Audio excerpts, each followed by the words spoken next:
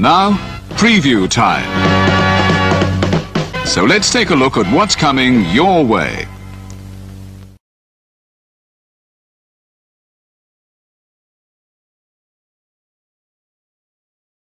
You ever wanted to come into a sports bar where the barkeeps know their game?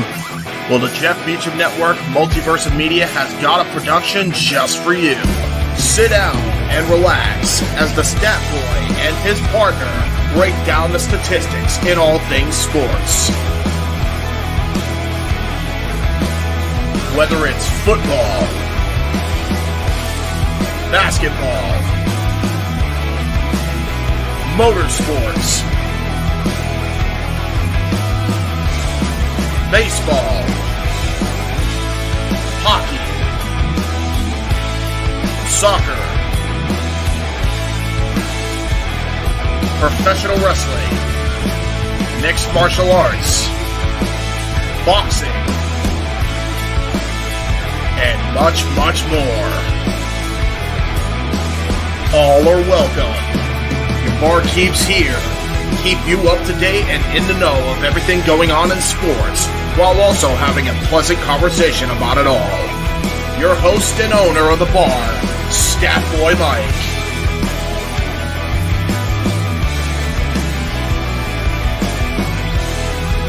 His partner in crime, Dory Lou. And a host of other guests coming in. The food's hot, the seats are warm, the drinks are ice cold, and the sports talk is plentiful. Casa de 18 Studios presents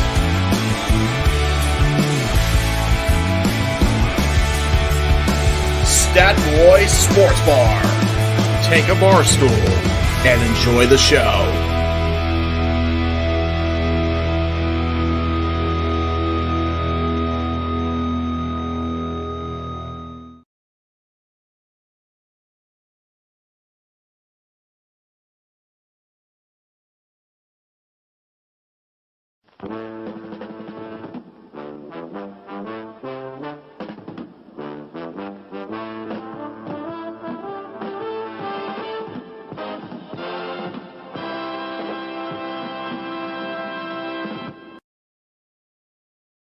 The following program contains strong language that is not suitable for young children. Viewer discretion is advised. The Jeff Beecham Network's Multiverse of Media. For over 15 years, the recognized symbol of excellence and the standard bearer in coverage of sports and entertainment.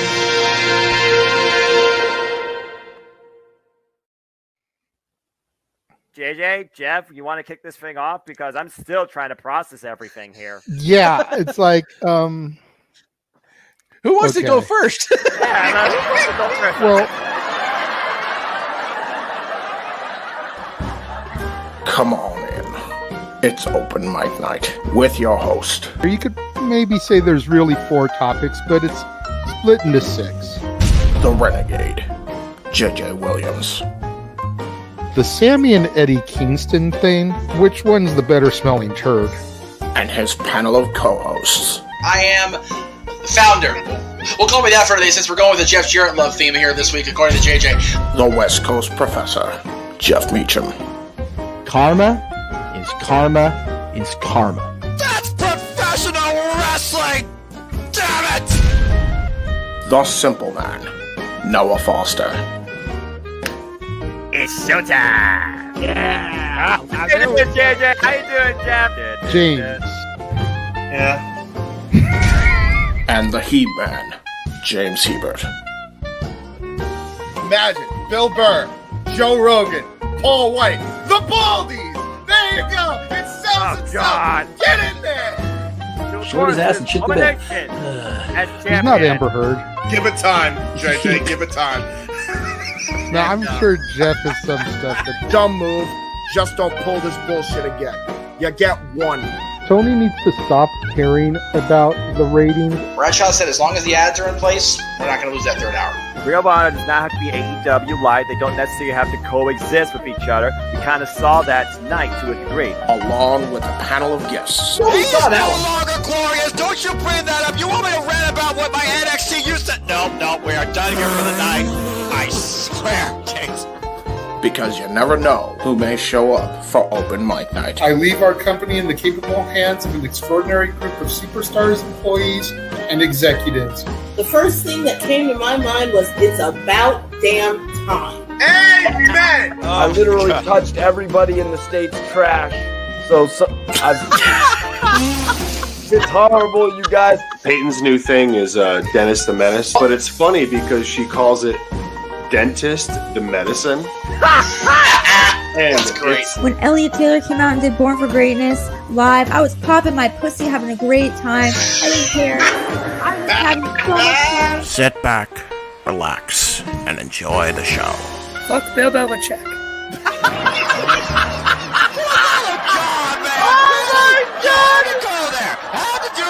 Football thing. We got it on wrestling, and then you bring in that shit. That just how the fan goes off the damn rails. Brilliant, brilliant.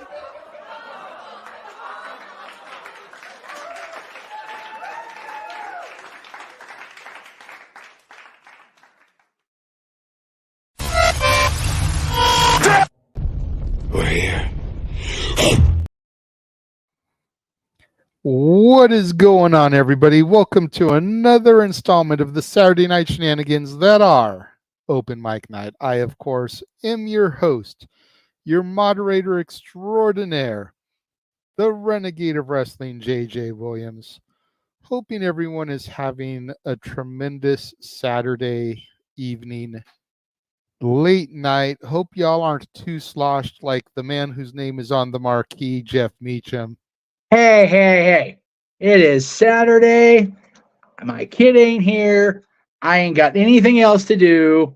And damn it, I had a day. So I'm having me a vaccine, by God. I'm having me a whiskey ginger. And I'm enjoying myself. And I'm a grown-ass man. So, and plus, the opening made me giggle even without the drunkenness. So I'm okay with that being my Saturday, by God. That's fair. I mean, everyone's entitled to it, you know. That's it. It was only a week ago where I drank on back-to-back nights. So, you know, if the founder of the feast, if you will, wants to have a frosty beverage, who am I to deny him access? Yes. How are we doing this evening, Jeff? We are doing great. It's Florida. The Florida Panthers just advanced to the Stanley Cup for the second time in as many years, third time overall. They will face whoever comes out of the Dallas-Edmonton series. And Jay, you'll appreciate this probably more than a lot of folks in the chat room. Even Marshall, who's coming back for the first time in a few months. Good to see Marshall. Good to see Safetta in there. Good to see 38 people already. You love to see that early on in the show. Right? I did, man. We had a big turnout for dads in the middle of the afternoon. So shit, I'll take it. Like whatever. We don't have anybody on Datilla's Twitch account right now, but every other channel has got at least one person watching right now. That's there you go. Outstanding for this early in the show. I'm on the phone, so I can't see that stat. So I appreciate you keeping up with that. The computer's at the house, and that's where it's going to stay because it's a piece of shit and it made me mad. Anyway, you'll appreciate this because we are, as of now, 5 minutes away from a point in history 10 years ago. Because 10 years ago, on this night, at 8:10 Pacific, it would have been 10:10 where the Kings actually were. They beat Chicago in Game 7 and advanced to the second Stanley Cup final they had in 3 years. So I am celebrating the anniversary with this as well because we are 5 minutes away from that anniversary. So they're not in right now, but go Kings, go forever. There you go. Well, my God. We'll go ahead and bring in our other panelist right now. Another avid hockey fanatic as he continues diligently working on his uncle's hockey documentary. Yes. The He-Man James Hebert doing the Princess Wave. Yes. As we're taught in Disney. Yes. The Princess Wave, the Royal Wave. Documentary due out now in 2027, give or take. So, you know.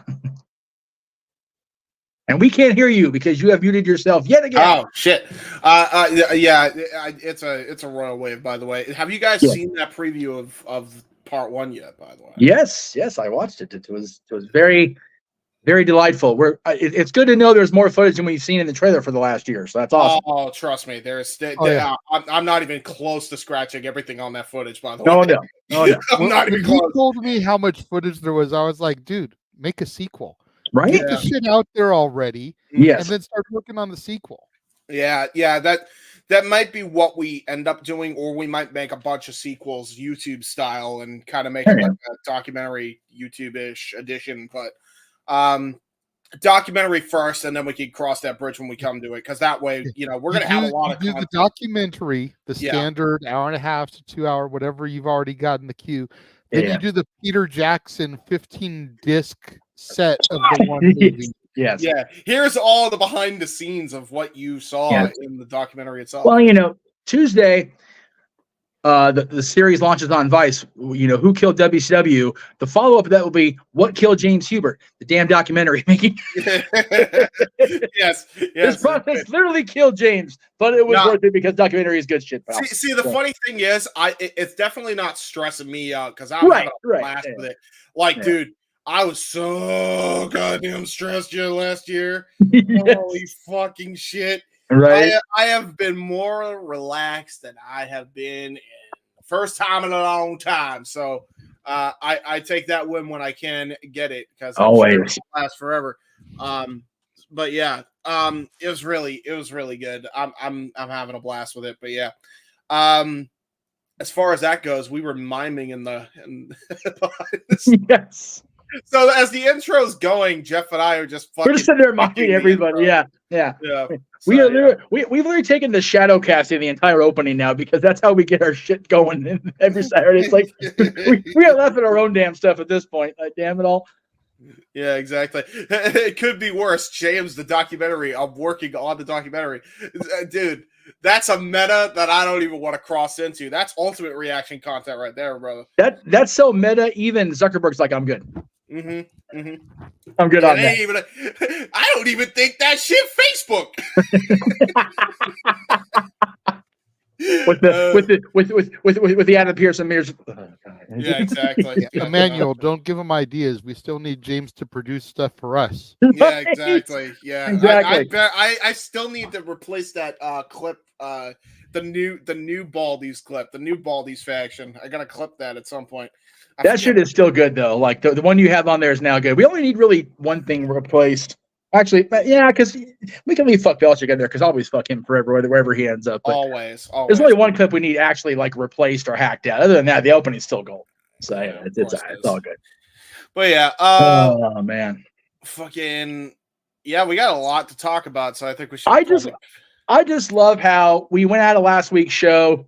JJ was even talking about it when we were talking. He and I just went in the production room here.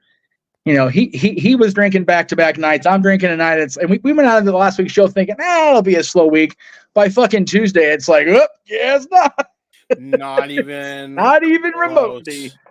The WrestleMania hangover is definitely over, because clearly I'm not hungover yet. But don't give yourself ideas. Yeah, right. But yeah, we have a lot more to talk about than I was figuring on, because of what came out of last weekend. So yeah, it'll be good. I'm looking forward to. I always look forward to open mic night. It's one of those, it's almost become. I can never say cathartic, the word right, but it's okay. I'm going with it for now. Because inevitably something comes up on the day before where I have to have a conversation with people I don't want to talk with, my in-laws, and I just want to just kill things and break stuff. So it's like, let's just go ahead and vent out about wrestling, because Lord knows wrestling's enough of a stressor as it is. Yeah, exactly. Despite Noah's attempts to not have us focus on the negativity of it. Yeah, it is what it is. The damn business. He probably stresses out silently more about that than everybody else. There's probably a reason he's not here. He's probably thinking, God, he's probably so topic list and went, fuck it. Yeah, I don't blame him. He's on enough shows as it is. I know. Skip a week. But we also have a busy week with the watch along next Sunday, because he'll be doing something predicting and the watch along for us without JJ, which is unfortunate because he has to work while NXT's in Vegas. So, Cleaver, doing what you do, trust me, like a lot of the food service people I have worked with or encounter have that reaction after their shift. So I feel you, brother. And that's a big reason why I'm also having the whiskey ginger. Like I said, I'm being responsible. There's nobody here but me, but I know how to get an emergency call out if I need to. I don't plan on getting an emergency situation drunk, but my kid's not here to ruin more of his life than I already have. So it's all good. It is all good. There you go.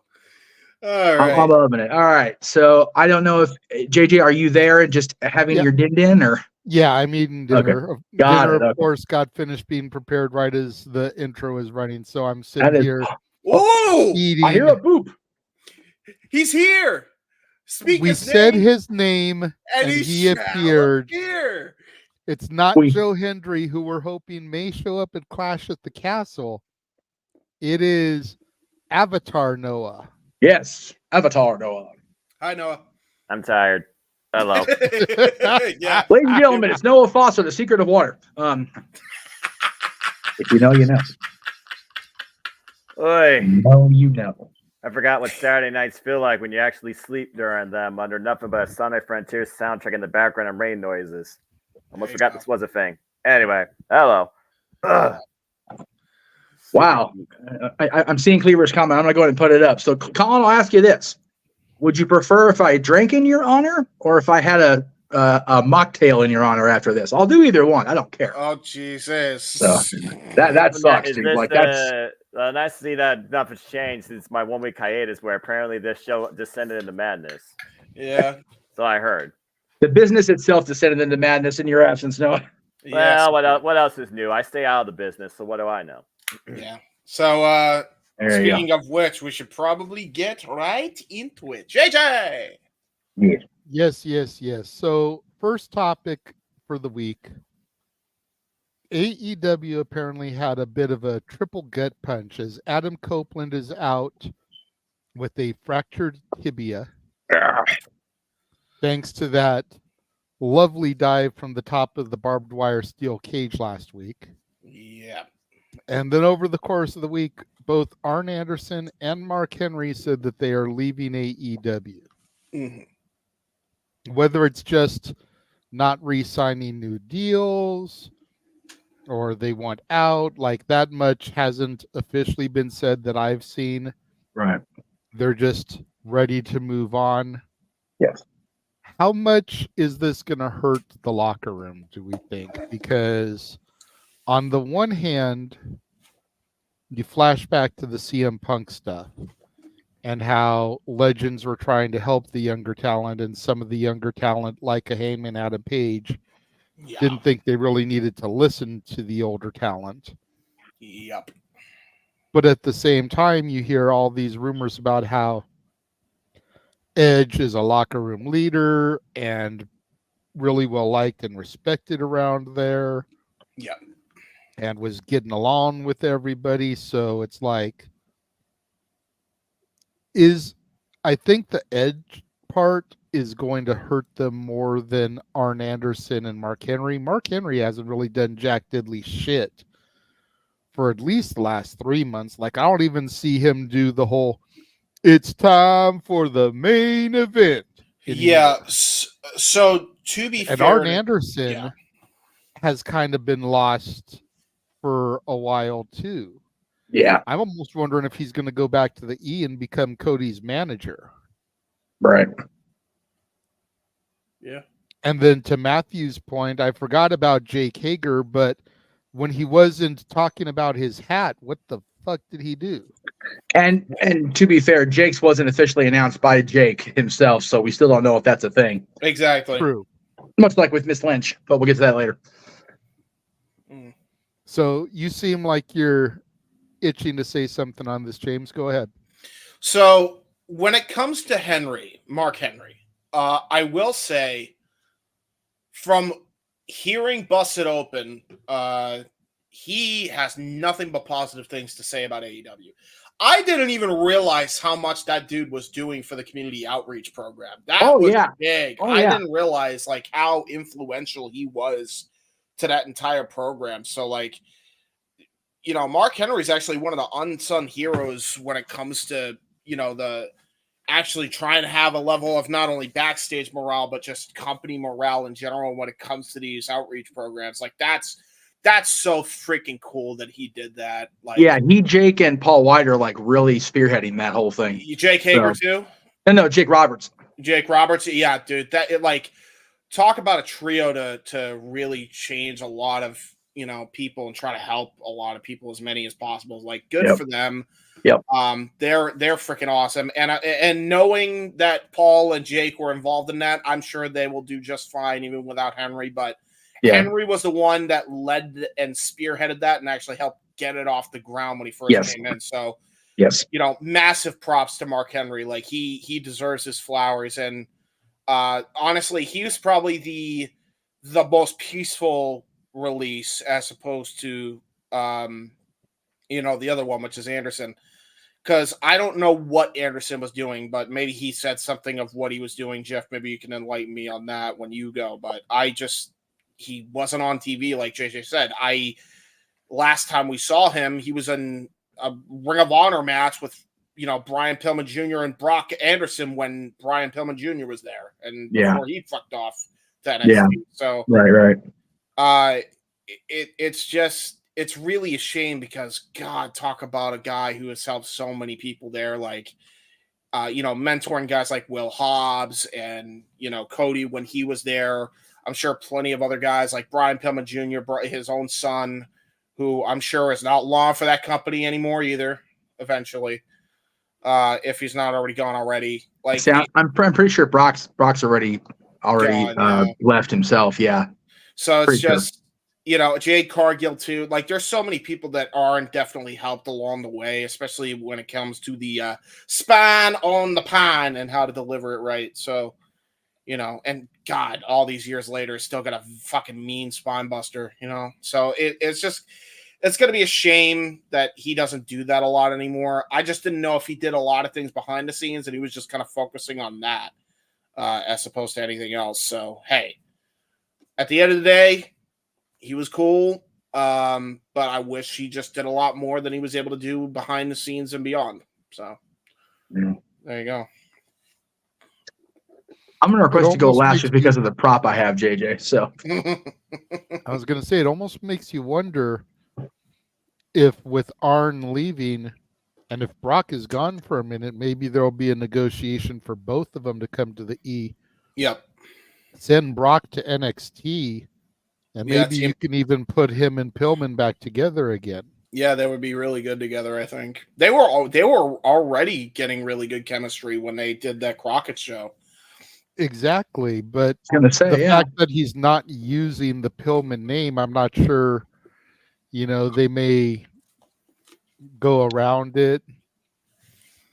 Yeah, I don't know. Like, I feel like if it was Pillman and Anderson together, it would gain more traction than Lexis Keane and Brock Anderson. You know what I mean? Maybe because like Lexis came in with a big, amount of momentum, and then he had that one program with Robbie E or Mr. Stone and his guy, and then he's just kind of been there. So maybe not. It might look like a regression because the Horsemen are definitely a regression faction, but there are also one of the best factions of all time, if not the best faction. But maybe I'd love to personally see them go up against Dempsey and his guys. Yeah, the no quarter cast crew. Yeah, I mean, God, just having Regal and Arn on the outside there, just giving each other the evil eye. It's like I'm for it. I'm here for it. Yeah, man, for sure. I'd be down for it. Could be interesting. Noah, what are you thinking on this? It's one of those things where I feel like you just want either change of pace and see what you can do in a different environment versus if you feel like you've already done enough time as far as Mark Henry goes. So again, unsung heroes, kindness doesn't need a receipt. So if that's everything that he did, he felt that he did enough, then I wish him the absolute best in whatever else he chooses to pursue. As far as Arn Anderson goes, the biggest flaw with Cody Rhodes, he has a bigger baby face than anybody else in this business, and it's a deficit. So having a manager will definitely offset that a little bit, especially if the manager tries to influence him in any sort of way, whether it's his wrestling or his character delivery. So I think Arn and Cody getting back together would be an interesting plot twist. And then as far as Copeland, it's always a massive blow when you lose that locker room leader, / morale booster in the locker room, willing to work for everybody, talk with anybody, just an upright fellow. And at the end of the day, loves this so much. But again, Father Time tells you that you're not a judge you used to be. Don't dive off the top of a steel cage, bloody fool. So it's just one of those situations where, hey, hindsight's 2020. In reality, has a real easy way of telling you the hard way when you're fucked up. So I wish him all the best in his recovery, and I think it is a big hit for AEW, but it's going to be an even bigger gain when he comes back. Now, whether or not he comes back heel or face, remains to be seen. Either way, all three of these men contributed something to the company for the better. We know one's certainly going to come back, still with a lot more fun left in his heart. And the other two, I think they're still going to give other things to this business, just not signed necessarily to AEW. So I wish all three the best. Copeland in recovery, and Arn Anderson and Mark Henry, and wherever they go next in their journey. I think that was another thing we completely forgot to mention was Edge in our diatribe, Jeff, is the Edge thing. But yeah, I'm not surprised he got injured off that. I figured he injured himself anyway, the way he landed. Yeah. But god damn. You look at that again and it's like, no wonder he broke a bone in his fucking leg. Yeah. He's lucky it wasn't worse, and Father Time does no jobs. No, he does not at all. So, except Peter Doyle, because he's gone now. God bless him. Yeah, but all the best to Edge. You know what? At the end of the day, like, what a pro. And I know a lot of people are going to say that, but you could tell that was a spot that they planned. But he realized when, Malachi's wrapped in barbed wire, what else is he going to do? He couldn't do the elbow drop that he wanted to do. So he had to do kind of a Brett-style elbow drop and then land on his feet. So he actually hurt himself to protect Malachi. So yeah, so good on him for that, for sure. Good on him, man. Professional as always. And you could see in the thing he put on his story, the promo, whatever, that he was telling about the injury. It's like you can see in his face. He's like, God damn it! It's like because he knew he's on fuck up. Like he's like Yeah, it's but more of a frustration thing. The thing is, though, he's so joyful, jovial about it. It's one of those things where you lead by example. This happened to me, but you guys still keep going, and don't worry about me. I'll be back. Okay, exactly. But that's going to be a part of my daughters, and just keep smiling on the road to recovery. Okay, bye. Yeah, exactly. And ever the gangster that he is, I mean, he's like, I'm not going for surgery right away. I'm getting through my daughter's birthday. Then I'll go dude. for surgery. Yeah, man. That's like, the dad, brother. Like I'm willing to put up with this pain for almost an entire week before I get it fixed, because I'm not gonna be, laid up and missing my daughter's birthday.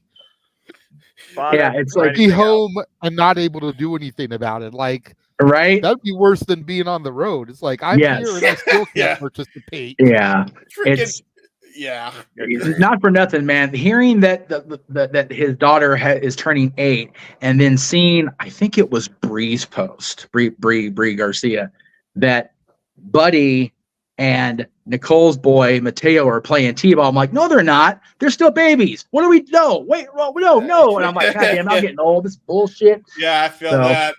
Dude. I definitely need to give Bree some shit for that post when I see her at the end of the month. It's like, why you age me? No. Why you age us? Why? Fucking okay. Imagine this. Edge goes to his birthday party. They have like this big bouncy castle, like big bouncy house set up, and he's like, all of a sudden you hear Edge broke his other leg. How did you do that? I did the same spot off the bouncy house. No, you did not. Yes, I did the same spot off the bouncy house. The thing is, that's going to be Jay and I for reasons. You can't climb a bouncy house roof because a bouncy house is mostly enclosed. No. We can. JJ and I can verify. You put Russell in a bouncy house. We are dumbass kids, and shit happens. Bro, so that explains a whole lot. Bro, I remember going to Liana's birthday, and she had a bounce house, and a bunch of the Battleground guys were in there putting on matches inside the bounce house. How the hell does a ref count? The shoulders never stay down. They're always bouncing off the mat. That's not a regular match. It's like Jim Hurt. What? Randy Orton's shoulder wasn't down for Gunther, but Gunther still became king of the ring. The biggest botch, blatantly by the official. Call it an audible. I call it bullcrap. Bro, so we have this getting thing. back to the topic at hand. Getting back to the topic at hand. let's not go Granted, too it far made off the for a rails, all decent moment on Dynamite. Yeah. But Manuel's point, why wasn't an audible called and given the title to Malachi Black if he knew he was hurt? I know. Yeah. Hindsight. It made for a good moment on Dynamite with the fallen angel Christopher Daniels finally becoming the higher power. But,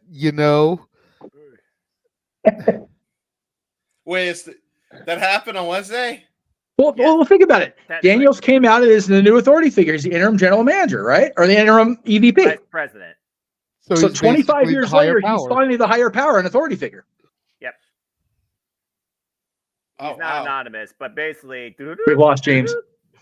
Yeah, James's brain's broken. The bottom line... James, remember in a brief moment flash, there was rumors that he was going to be the higher power before it was Vince all along. I remember that. I remember that being a possibility. I know. So now here we are. 25 years later, Daniels is now the higher power within AEW. You know what he should do? He should go back to the gimmick he had in TNA in 2008. It's like, I am an executive vice president and I have a title. Yes. That was a fun, big deal when Adam Pearce was like, all right, look, for all y'all that are complaining about me and Daniels being authority figures and like whatever, we're both friends and I don't care. Shut the fuck up. I was like, that's right, Peter. Right on. Yeah, thank you. I appreciate that too. I just love it that him and Aldis and Daniels are all authority figures because those guys just talk. They are such great talkers, such great promo guys. They're doing the thing. I love to see it. Anyway. There you go. Back to the authority figure of Open Mic Night. So this is why I have to be back here. Go ahead, JJ. Well, Jeff said that he wanted to bring things up and finish this topic because of a prop he had. Yes. All right. Do you have a Glock there, Glock Anderson? No. Nay. I passed in WWE. We've been given the gift of the grace of a gift from our buddy Frankie Kazarian because he was on Busted Open Radio this week. Yeah. And I got as much of the clip as I could fit on here because I didn't want to air the clip because then I would have had freaking LaGreca after my ass, and I'm good on that for another year at least. Copyright strike. Basically. So Frankie said he was talking about there was a lot of good when AEW started, and there was a lot of good in the first couple of years that he was there. But then he said the negative stuff, just ultimately the lack of leadership, inmates running the asylum in a way, no real direction. I think there's also, at least when I was there, so there were stories that was presented. We'll do this, this, and this. Okay, but after that, what are you going to do? That was always a problem. It was always, I have a story for 3 weeks. Okay, then what? That's why I think angles are dropped so quickly and everything. And I just ultimately think, lack of leadership. In this business, you need that guy with the pencil where the buck stops. And I don't necessarily think that's the case there. It could certainly be a case of too much too soon for AEW also.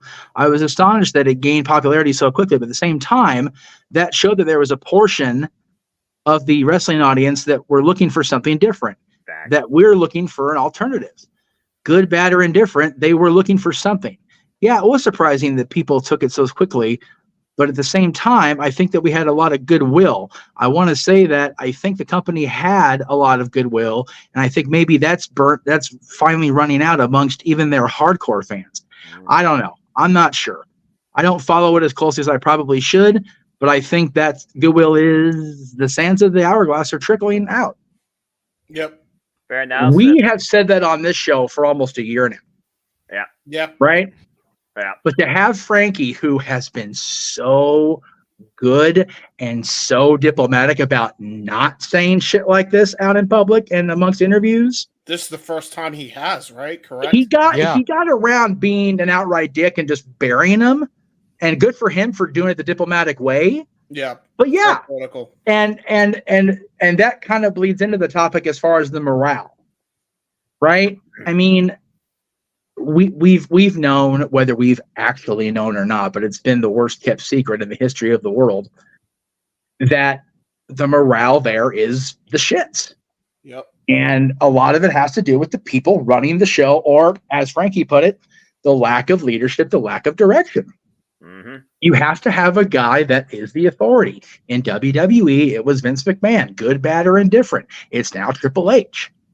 You know, hell, even Anthem seems to be pulling their head out of their ass and doing what they did this week. We'll talk more about that later. I still think it's the aisle, but continue.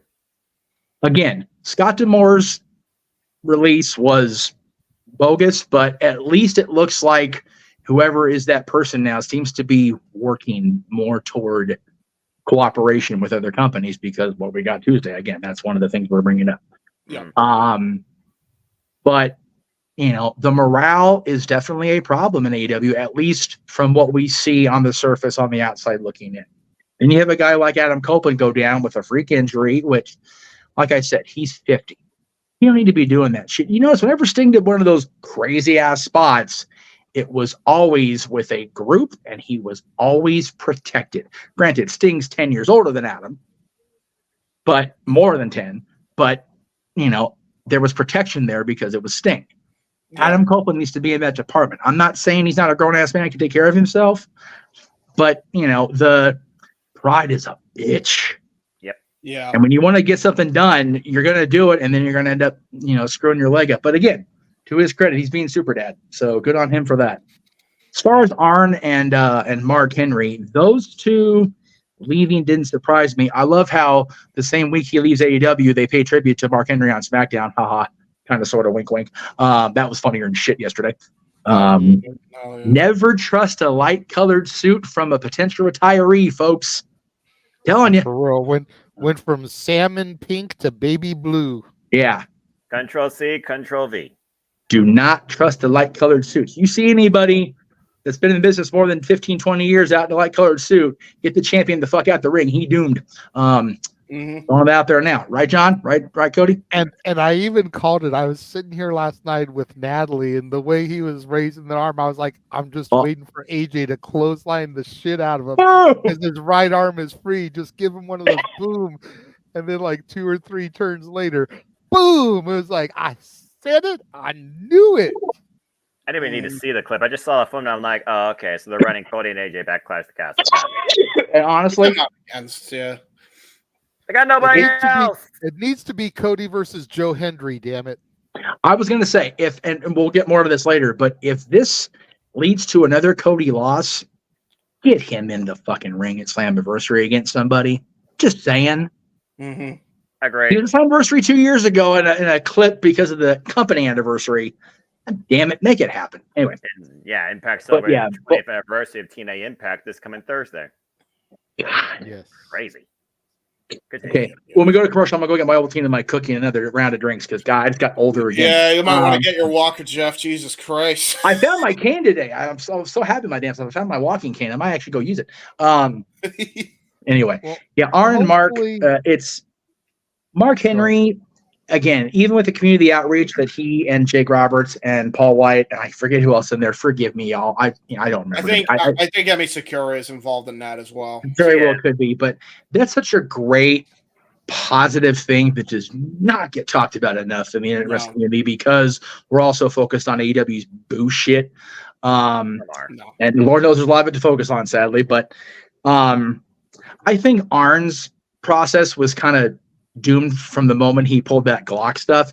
We all found it funny. It was good. It made for great T-shirts on Pro Wrestling Tees and, you know, the Arn Anderson shirt site. But it's like, maybe not in 2022, 23, but whatever year it was. But yeah, his son's not in the system anymore. Brock can do nothing but benefit from being involved with the WWE system. Get that kid over there, make it happen.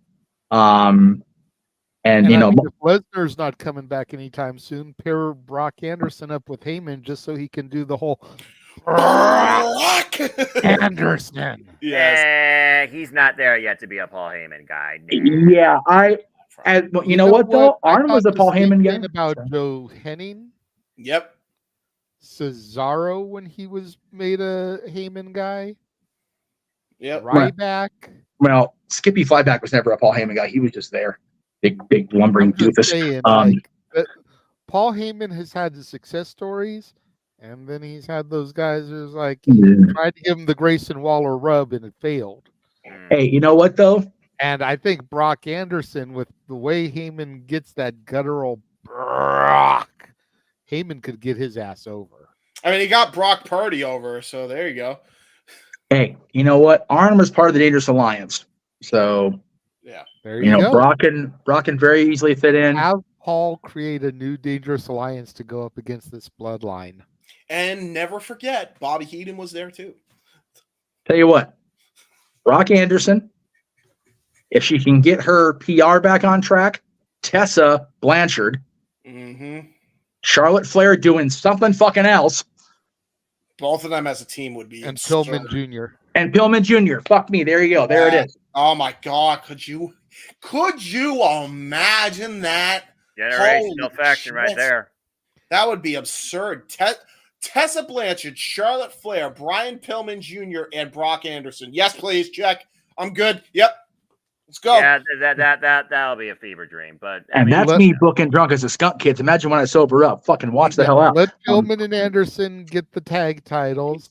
Let Tessa and Charlotte get those tag titles. Woo! Little Fargo strut action with all four. Let's go. That's right. That's right. And have Paul find his hand going into that familiar cramp.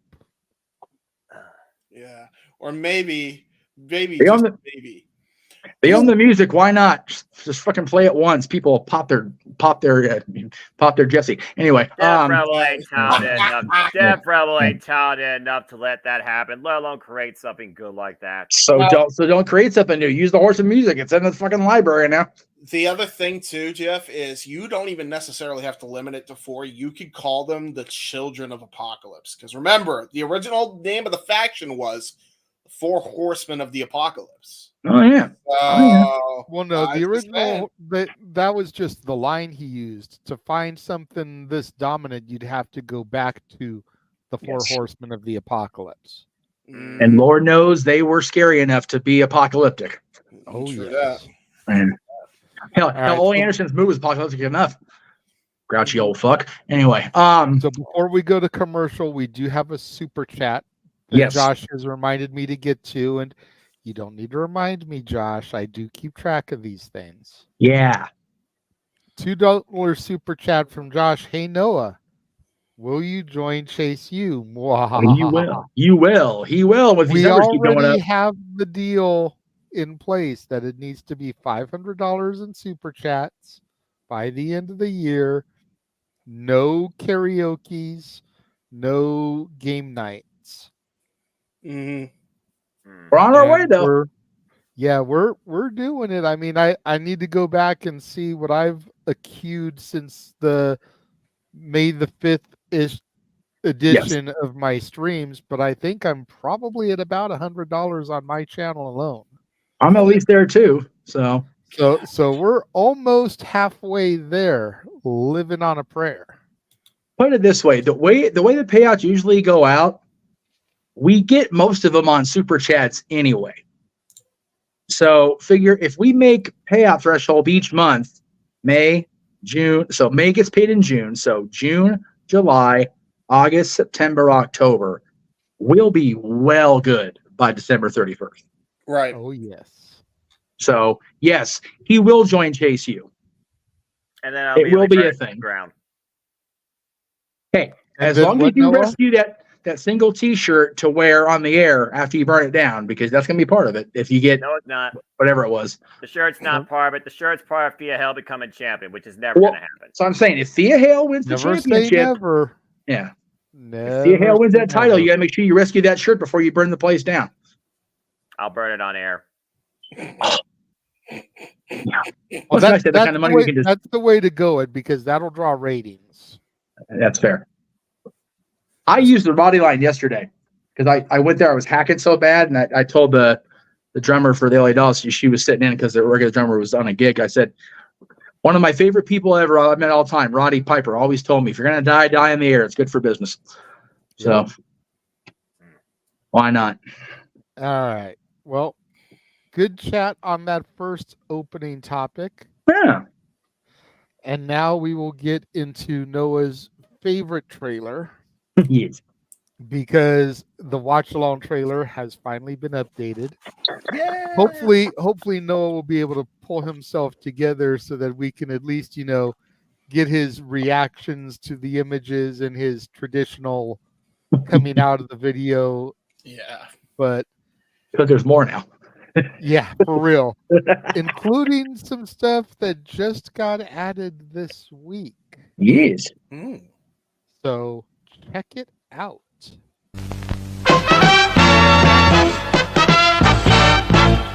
And now, preview time. So let's take a look at what's coming your way.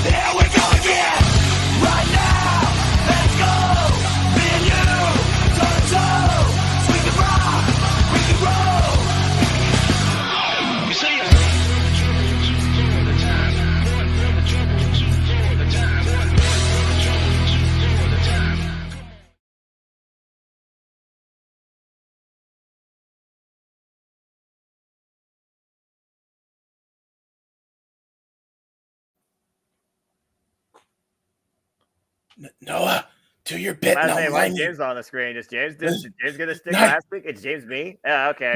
Do your bit and I'll mime you. What? I don't. Yeah. I don't. Say the thing and know. Say the thing and James walked it out. Yeah. Oh, okay. Well, this should be entertaining. All right. Hey, all the wrestling, all the wrestling, all the wrestling, all the wrestling, all the wrestling, all the wrestling, all the wrestling, all the professional wrestling. Damn it! There you go. Jesus. Don't put your day It job. looked like a bad kung fu movie. Dialogue. I should have done like the little. It was Yeah. straight up Here's first what should have season happened. Rita Repulsa up in here. Here's what should have happened. James should have just been like, the Japanese movies that are like a second delay, but you still see the subtext at the bottom. That's what he should have been like. Oh, you mean stream latency? Yeah, that. Go Noah Foster. Da, da, da, da, da.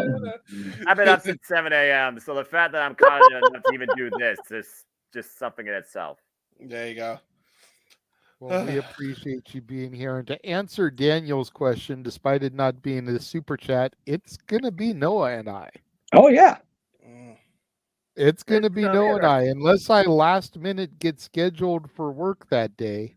There you go. But that schedule is up right now, and I'm not scheduled that day. Good deal.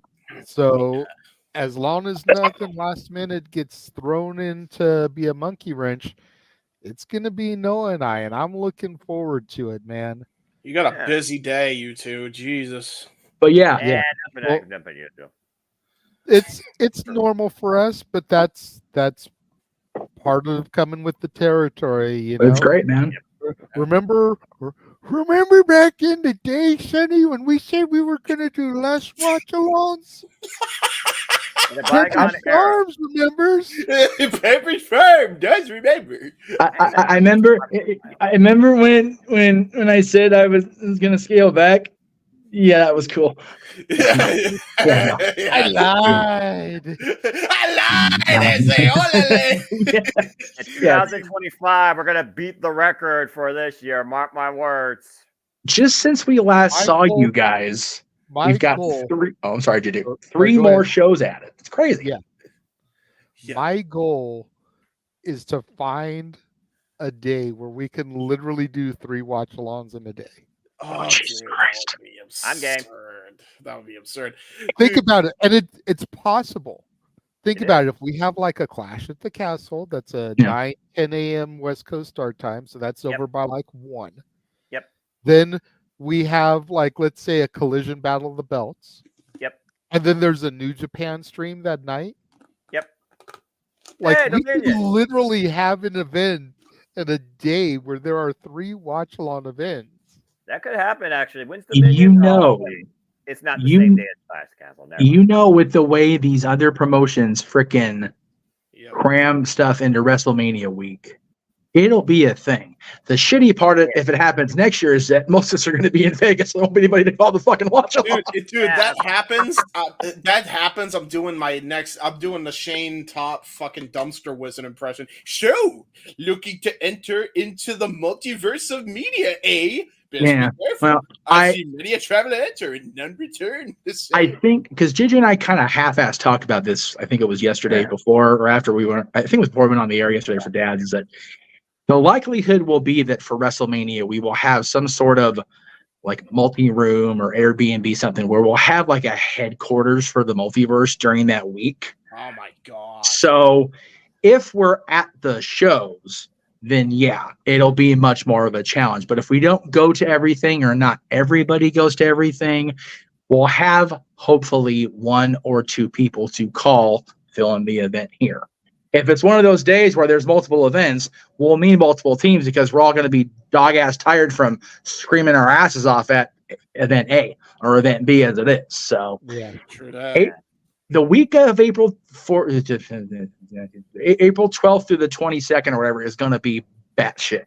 And I guarantee that whole three in 1 day thing will be very likely to happen. Remember when on the day of TNA Hard to Kill and the battle of the titles that changed no hands happened on the same day, and we were thinking of adding a New Japan show to it?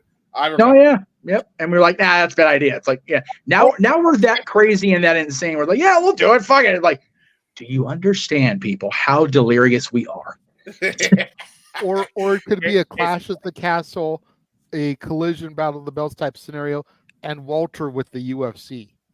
Yeah. Oh my god. Yeah. I mean, he's doing a UFC watch along right now. That's why he's not here. He'll probably be here once the show's over. There you go. Yeah. By the way, James, before we go on to topic 2, I said this to the audience. Walter was in the audience yesterday. Yeah. The Sunday after Death Before Dishonor is the next Bloodsport. Just throwing it out there. Let's go. The 28th, I think it is, of July. I'm ready to go. So, let's go. All right. The Ria Goku one, I believe. All right, sorry, JJ, you gotta add another one.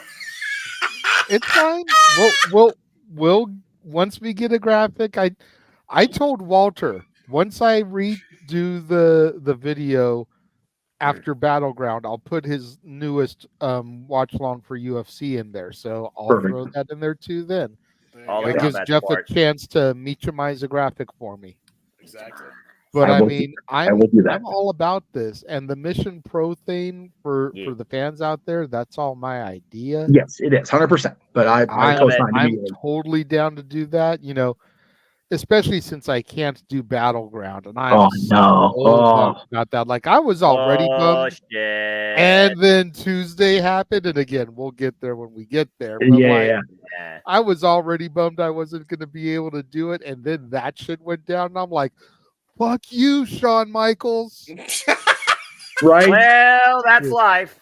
Damn you, Shawn Michaels going for the Booker of the Year. It wasn't even Shawn Michaels. I went real name. I was like, fuck you, Michael Shawn Hickenbottom. Oh, shit. Damn. To be fair, hey, you know what? To be fair, that's probably not the first time he's been told fuck you. Kayfabe or real life. Yeah. That's it. This is probably accurate, to be fair. Yes. Indeed. Anyway, on everything. Just find something to do on every weekend. Why the fuck not? Yeah, that's right. Hey, you know what? No rest of the wicked. Seem to enjoy doing it. That's what matters. You know, it's like we always say. You always hear it said. Once it becomes a job, and it's no longer fun, that's when you stop doing it. And while in some ways this is a job for Jeff and I because we do make money off it, we're still having a fucking blast. Yes. So it's still way more of it's a hobby that we make money from. Amen to that. So that's my mentality on it now. So it's like, let's just keep going it. Let's just keep going because the more there is to do and present, the better. Amen to that. Yeah, I have such a hard time when there's not a watch along on a weekend because it's like, what do I do? Yeah. I had that feeling too. I'm like, wait, there's not a watch along this weekend? What the fuck? Nope. I sleep. Yeah, you know what? When there's not a watch along, Noah sleeps. goes to church, and plays video games. Amen. This is accurate. And then watch more wrestling. And Jeff drinks, apparently. There you go. Jeff drinks on days that end with day. That is not always true. So Wait, Saturday, Sunday, Monday, Tuesday, Wednesday, Thursday, Friday, today, I yesterday. drink every day. The only day that he doesn't drink is tomorrow, but tomorrow never comes. So are you saying, JJ, that he's going full Scott Steiner with the drinks? I get drinks 9 days out of the week. I don't drink that often anymore. I'm not in my 20s anymore. Fuck, I die. Golly. Think about it, Noah. Tomorrow never comes because by the time tomorrow comes, it's now today. True. But this tomorrow never comes. Well, she know how much I love her. Yesterday. Yeah. Well, I always say, as good old JR says, tomorrow is never guaranteed. So I welcome today and hope for tomorrow. True. But yesterday, all our trouble seems so far away. Yeah, true. Except mine, because except mine's my in-laws suck a dick. Anyway, carry on. The further and further you go, the closer and closer you get to insanity. So there you go. That's right. Well, getting into our official second topic. Yes. Kind of piggybacking off of the inaugural topic. As of today, if you believe the people out there that are supposedly in the know on these things, Rebecca Quinn is now a free agent. Huh. So, what do we see for Miss Becky Lynch coming in her very near future? Does she become all elite? Does she re-sign with the E? Does she quietly retire to raise Rue and maybe have another child? Does she just take care of Seth while he's rehabbing and then maybe we revisit things? You know, I'm curious to see what happens for her because the easy answer would be that she goes to AEW and takes Tony's checkbook. Yep. But then you run the risk of too much top tier talent, not enough TV time to utilize them. Yeah. You know, you've already got Deonna Purrazzo there. You've got Tony Storm. You've now got Mercedes Moné. You have the impending returns of Britt and Jamie Hayter. You bring in Becky too. Yeah. And while that looks on the surface like a stacked fucking women's division, you're not going to have time to use everybody. Then you've still got Thunder Rosa. You've still got, you know, Athena, who even though Ring of Honor Women's Champion is still on the AEW roster. Saraya, Mariah. Yeah. Sky Blue, Harley Cameron, keep going. Yep. Exactly. I was, no offense to some of them, I was trying to name the more top tier women. I was about to get to Saraya, but I don't consider Mariah Harley on that level just yet. That's fair. Mariah's and Larai. Sky Blue, Julia Hart, Yeah. Chris Statlander, established. Yeah. Those girls I see more in the TBS division as opposed to the World division. Right. So I was trying to keep that separation. But yeah, I mean, you still have, you know, a shit ton of women that already are sitting in catering most of the time. Yeah. Mm-hmm. You don't want to push Becky so hard that she ends up getting injured. Yeah. And you don't want her to be buried in catering either. So it's like, not for the money she would garner. No. I don't know if going to AEW is the best decision for her, although you'd have two of the four horsewomen over there. Mm-hmm. If Andrade was still there, that might look a little bit more appealing to Charlotte. Yeah. Then you just have to worry about if and when they could do something with Bayley, but yeah. I think the realistic answer with Becky, and then I'll turn it back over to you, Jeff, and we can run the gambit. I think the realistic answer is she's going to take her time off that she was supposed to get after WrestleMania. Yep. That she only didn't get because of Rhea's injury and in case of emergency break glass. Which I still think that was bullshit in and of itself, because if the plan was just to get the belt to Liv. Liv should have just fucking won that battle royal. Yep. It didn't make any sense for Becky to have a little hiccup title reign just for Liv to beat her. Accurate. When instead Liv could have bragged and gloated about how she dominated the entire battle royal as part of her revenge tour. Right. So it's like, let's give her this break. Let's get Seth rehabbed. And then they can both come back at the same time. Yeah. Okay. Whether it's Rumble time or whatever. So that's hold on. I said we'd go to Jeff next. That's my thoughts on things. I went to you first last time. I know. I'm the drunk, and I like to interrupt nonsensically. Knock that shit off. That's my gimmicks today, muckerfather. We've actually had Noah turn his camera on, James. Let's not drive him away. Right. So he's still not properly lit. He's in the dark. No, I am. You know, I prefer it that way. You know, kind of like how the Nitty Gritty Dirt Band likes to go fishing in the dark. Noah's still in the dark, but he's on camera now. Let's not chase him away. Jeff, go ahead. If he danced in the dark, we can get Bruce Springsteen and Courtney Cox involved. Anyway, but that'll be next week's open mic night. We'll talk more about that later. Anyway, that was 80s, right? Yes, it was. Okay, I forget. 82 or 84. Anyway. First of all, before I go into the answer, it was the Born in the USA album, which is like a greatest hits album in and of itself. Shit, no kidding, right? Before I get into the Becky Lynch answer, I just have to say, because you brought up Britt Baker, I just have to tell us a great side story from yesterday. So we're loading the cars up with the equipment with the band. I'm talking to Ariel and just talking about the ridiculous notion that we in the wrestling / Paradise Kitty group had of trying to hook her up with Marco Stern. Not realizing that both of them were already committed to people. And so I said, Marcus, she goes, which one was that? I said, the really little one with the dinosaur. He goes, oh, yeah, he was cute. But no, I would rather do with Britt Baker. And I'm like, you just made my Friday. Just throwing that out there.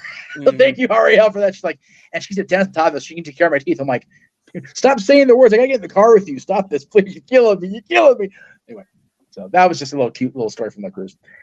As far as Becky, yeah, I tend to agree with you, boss, in that it just seems appropriate that they both take the time they need.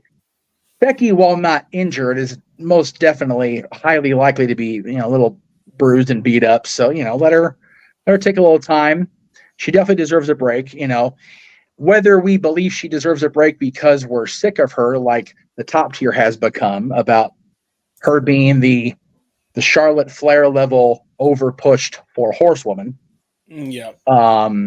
Or whether it's just, she carried the load when she shouldn't have had to because of Rhea's injury. So I definitely think she'll be off at least until Seth is gone. I also realize she's 37. And while 37 is by no means a aging out process in wrestling anymore, because, these people are wrestling well into their 50s. Even the women are, wrestling later. God, look at Trish's comeback, which was just unnecessary, but turned out in ring wise, pretty goddamn good. Her promos were what they were, but she still wrestled like a fucking boss when she came back, and she's definitely not in her 30s no more. So she's not in her prime. Not in her prime, but she definitely came back and do it. Becky could do the same thing if she wants to, but 37 and a mother of one, possibly wanting to be a mother of two, there's a lot for her to factor in. I think as long as Seth is rehabbing and healthy enough where he wants to come back when it's time for him to come back, that'll be a decision time for Beck. Personally, I think she's had one of those careers. She's been in the main roster for 9 years. She's been with the company for over 10.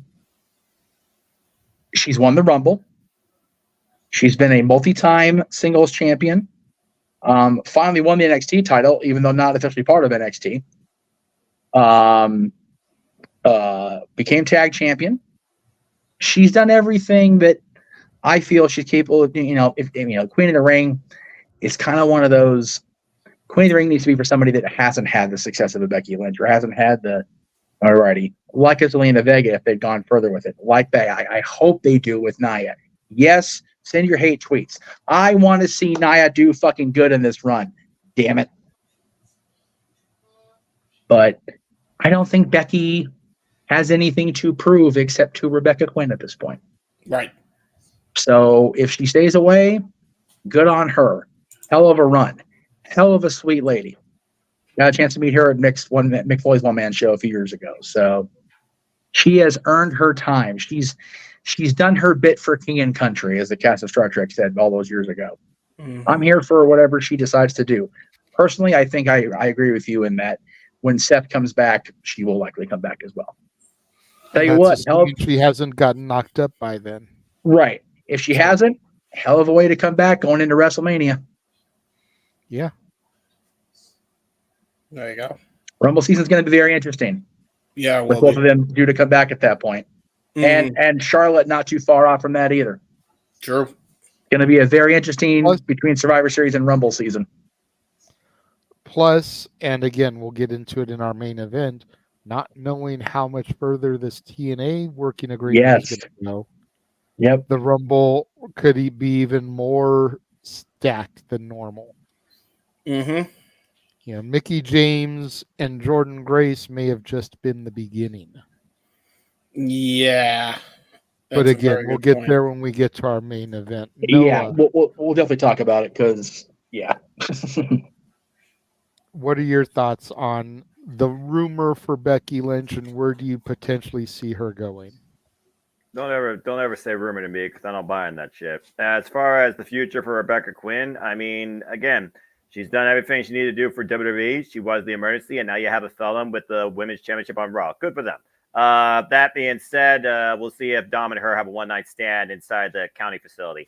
That being said, I mean, again, good for Becky. I wish her nothing but the absolute best. Always been a fan of hers ever since NXT, when I thought she should have been one of the ones to win the NXT Women's Championship.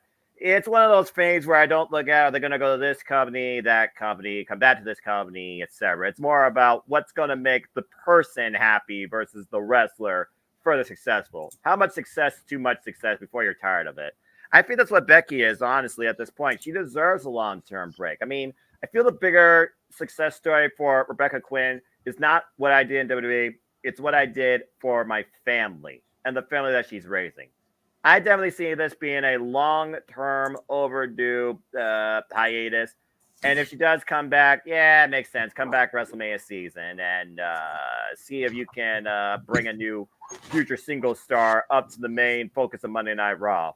You're not going to get that with Liv Morgan. But anyway, I mean, yeah, it's one of those things where I look at, the original, you call them 4 horsewomen of our NXT. Charlotte, she's been goated because of name, but, not back yet. Bayley, she's been one of those that's kind of been like Jericho and reinventing her character and staying consistent and persistent. But I honestly wonder outside Nia, what the hell is she doing for her on SmackDown? And as far as the other two, Monet's doing her own thing and Quinn's finally doing her own thing for her family. Keep Quinn away from the ring. She deserves it.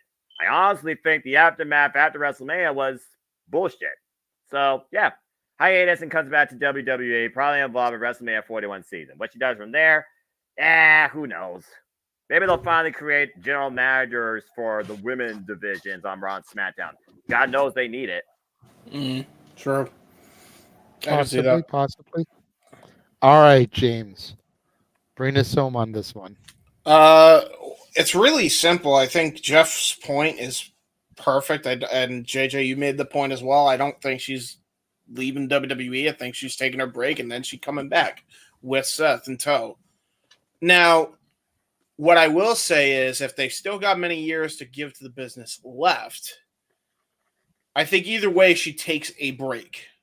But if I'm looking at it from they ain't done by a long shot and they got a lot left to give, I'd say take that Tony money. Because that way you got Seth taking the WWE money, got Becky taking that guaranteed Tony money. Making the best of both worlds. A lot of couples in the industry have done that already. And the way I also see it is, and this is just from a personal standpoint, is if she waits anyway to go back into wrestling and goes to AEW, a lot of those programs with the top women you were mentioning, JJ, would probably be all wrapped up. So now you need new top contenders, and there's Becky to slot right in there to come in. So that would work out. And then, you're making double the purse. And you get a day with your kid where you don't have to take them on the road every week, which is, I think, the biggest issue is every time that Seth and Becky have to go on the road, they have to take their child with them. And I think if they took two different companies that have very different booking days, the only days they would have to work is if they both have a pay-per-view on the same day and they have to get a babysitter that day, which is a lot easier to manage. So that's fair. I've seen a lot of people online talk about this and say, well, keeping them in the same company is better because you've got the same schedule, blah, blah, blah. But you got to figure WWE's on the road minimum of 4 days a week. Yes. If not 5. Yep. AEW is on the road, if it's not a pay-per-view week, like 2 days a week. Yep. Yeah. So Becky would still, in theory, be home when Seth has his off time. And Seth would be there to watch Rue while she goes to do Dynamite. Yeah. Yep. Yeah. The only day they'd really need a quote-unquote sitter, and I'm sure there's family that could help them out, would be for Saturdays. Because Saturday is usually a roadhouse show day for WWE. And if it's live, it's a collision day or a pay-per-view day. Yeah. Right. So Saturdays is the only real day where they would both potentially be in their respective companies. Yep. And no one would be home with Rue.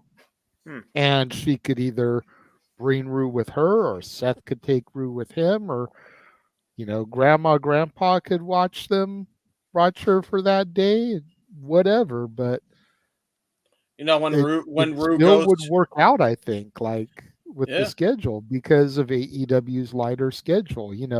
For those guys like Ospreay who don't like the grind. Yeah. Once they shift the rate the kids are going, they can drive Seth and Becky to work. God, they're going so damn fast. He's going to be surrounded. He'll be surrounded by so many wrestling influences. When he goes to the backstage on Monday, he'll do a power bomb, and when he goes to, AEW, he'll do a Canadian Destroyer. There you go. Yeah, that's accurate. Or a coffin drop. Or a coffin drop. Well, now have the babies doing coffin drops. I'm begging. Darby does coffin drop. It's unique to Darby, thankfully. Let's not try and bring it to anyone else's repertoire. That's scary either way. Either you're having the freaking Bella babies doing coffin drops, or you're having Darby reproduce. Either way, that's scary. We can teach Rue how to do a blue thunder bomb. She still won't get a fucking 3 count on it. Oh, no. Here we go again. People won't even jump for the baby.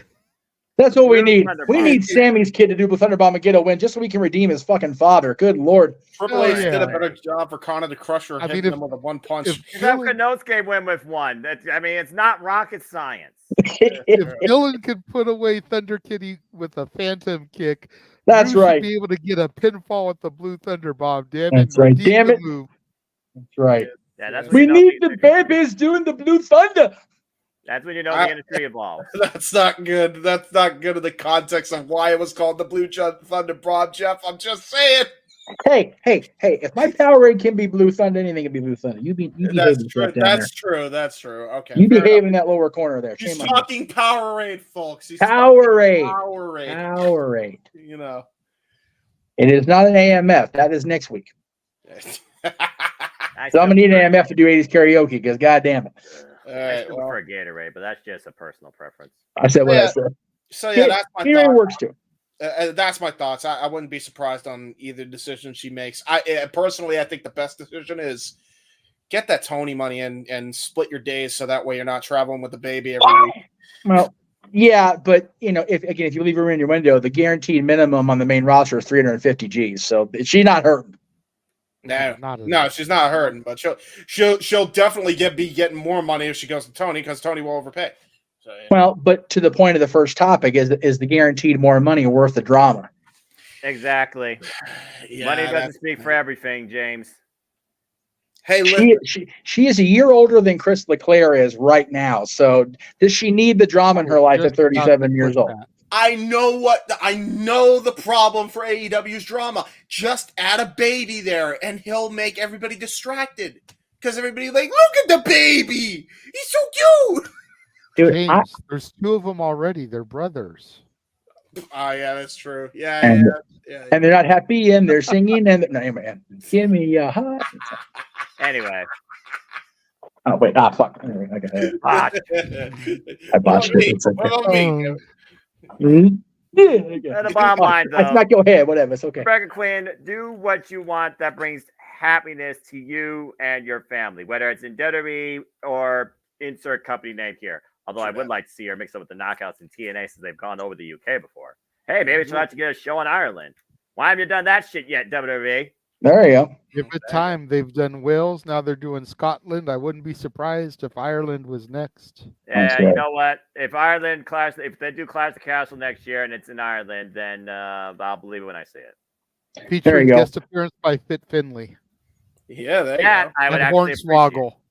That I don't know if I appreciate that. That Fit Finley though sounds promising. I will say. Hey, you know what? Finley can run the show, and then there could be an anonymous general manager, and it could be Hornswoggle. It all ties. Let's not go back to an era that almost made me stop watching WWE. What's for Black Gold NXT, James? You fucking idiot. I know.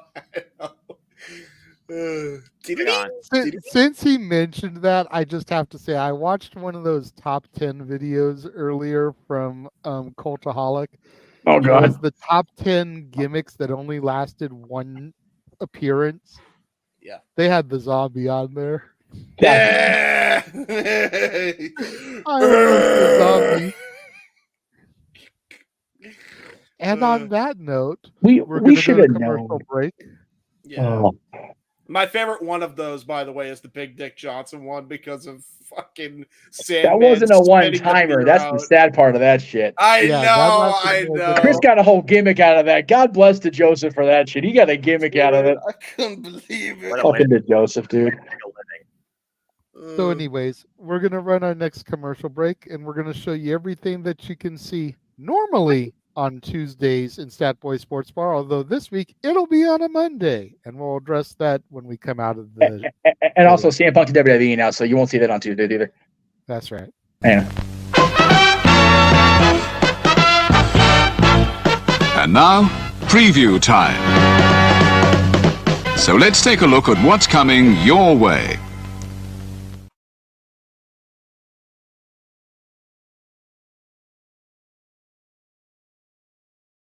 You ever wanted to come into a sports bar where the barkeeps know their game? Well, the Jeff Beecham Network, Multiverse of Media, has got a production just for you. Sit down and relax as the Stat Boy and his partner break down the statistics in all things sports.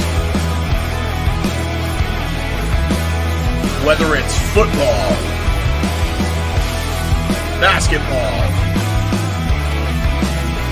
motorsports, baseball, hockey, soccer, professional wrestling, mixed martial arts, boxing, and much, much more. All are welcome. Your barkeeps here keep you up to date and in the know of everything going on in sports, while also having a pleasant conversation about it all. Your host and owner of the bar, Stat Boy Mike.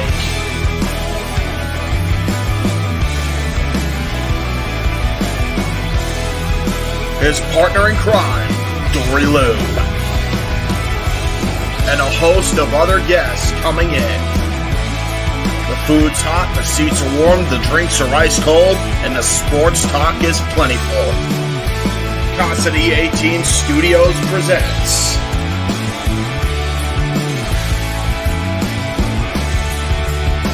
Stat Boy Sports Bar. Take a bar stool and enjoy the show.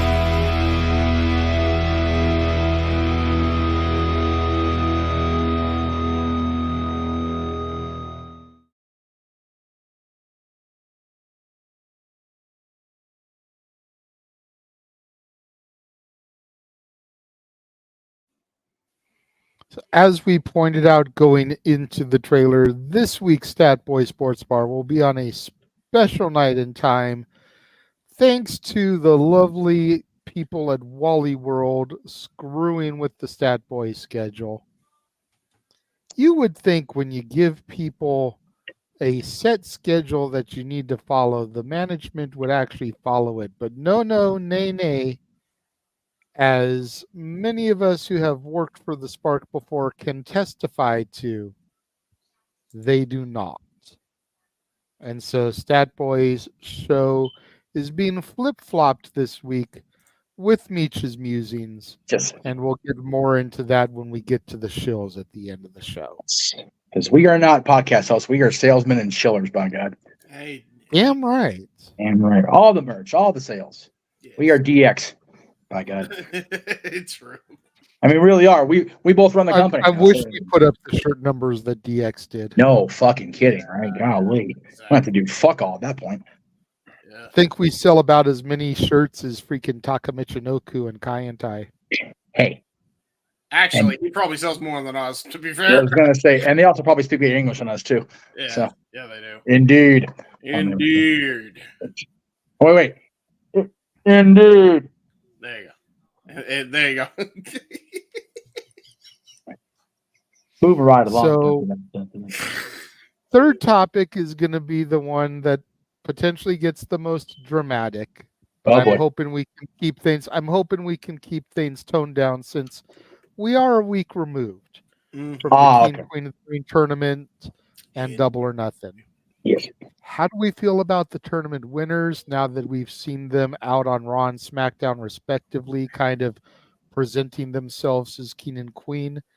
How do we feel about the new champions in the world of professional wrestling, being Liv Morgan, Mercedes Moné, Will Ospreay? And now that the main event for Double or Nothing, and the dust is settled on all that, what are our thoughts and feelings about that as well? Because I know we were all pretty hot and hasty coming right out of it. And I will address that part first. I have said this to a couple of you guys in private. Yeah. I think the only one I haven't really said it to in private is Noah. Honestly, I think if it had been done on any other pay-per-view, I don't think I would have cared as much. You know, and let me not say any other pay-per-view post July 10th, once the Owen is done. Yeah. If they had done that at All In Wembley, at All Out, at Full Gear, at whatever, I don't think I would have been as passionate in the moment as I was. I think a lot of it had to do with the fact that we were just a couple of days removed from the 25th anniversary of the accident, and Martha Hart was in the building. I think those two things combined is what really was triggering. If they had pulled that stunt, like I said, let's say at Full Gear, I don't think I would have been near as upset about it. Plus, then Anarchy in the Arena would have been used as a feud-ending match like it should be in the first place. You don't start a feud with Hell in a Cell and then work your way back into a regular match. Like, that's not how feuds work. Yeah. So I think that was my big thing there. I realize that it was a in the moment thing, and I'm willing to seriously step back on my stance in the moment. I still don't agree with the decision that was made, and I don't think there's anything that anyone's going to say that's going to make me agree with it. Right. But like I said, if that pay-per-view spot had happened at pretty much any other pay-per-view, I don't think I would have been as mad, and I think that's the way I need to look at it. Yeah. Yeah.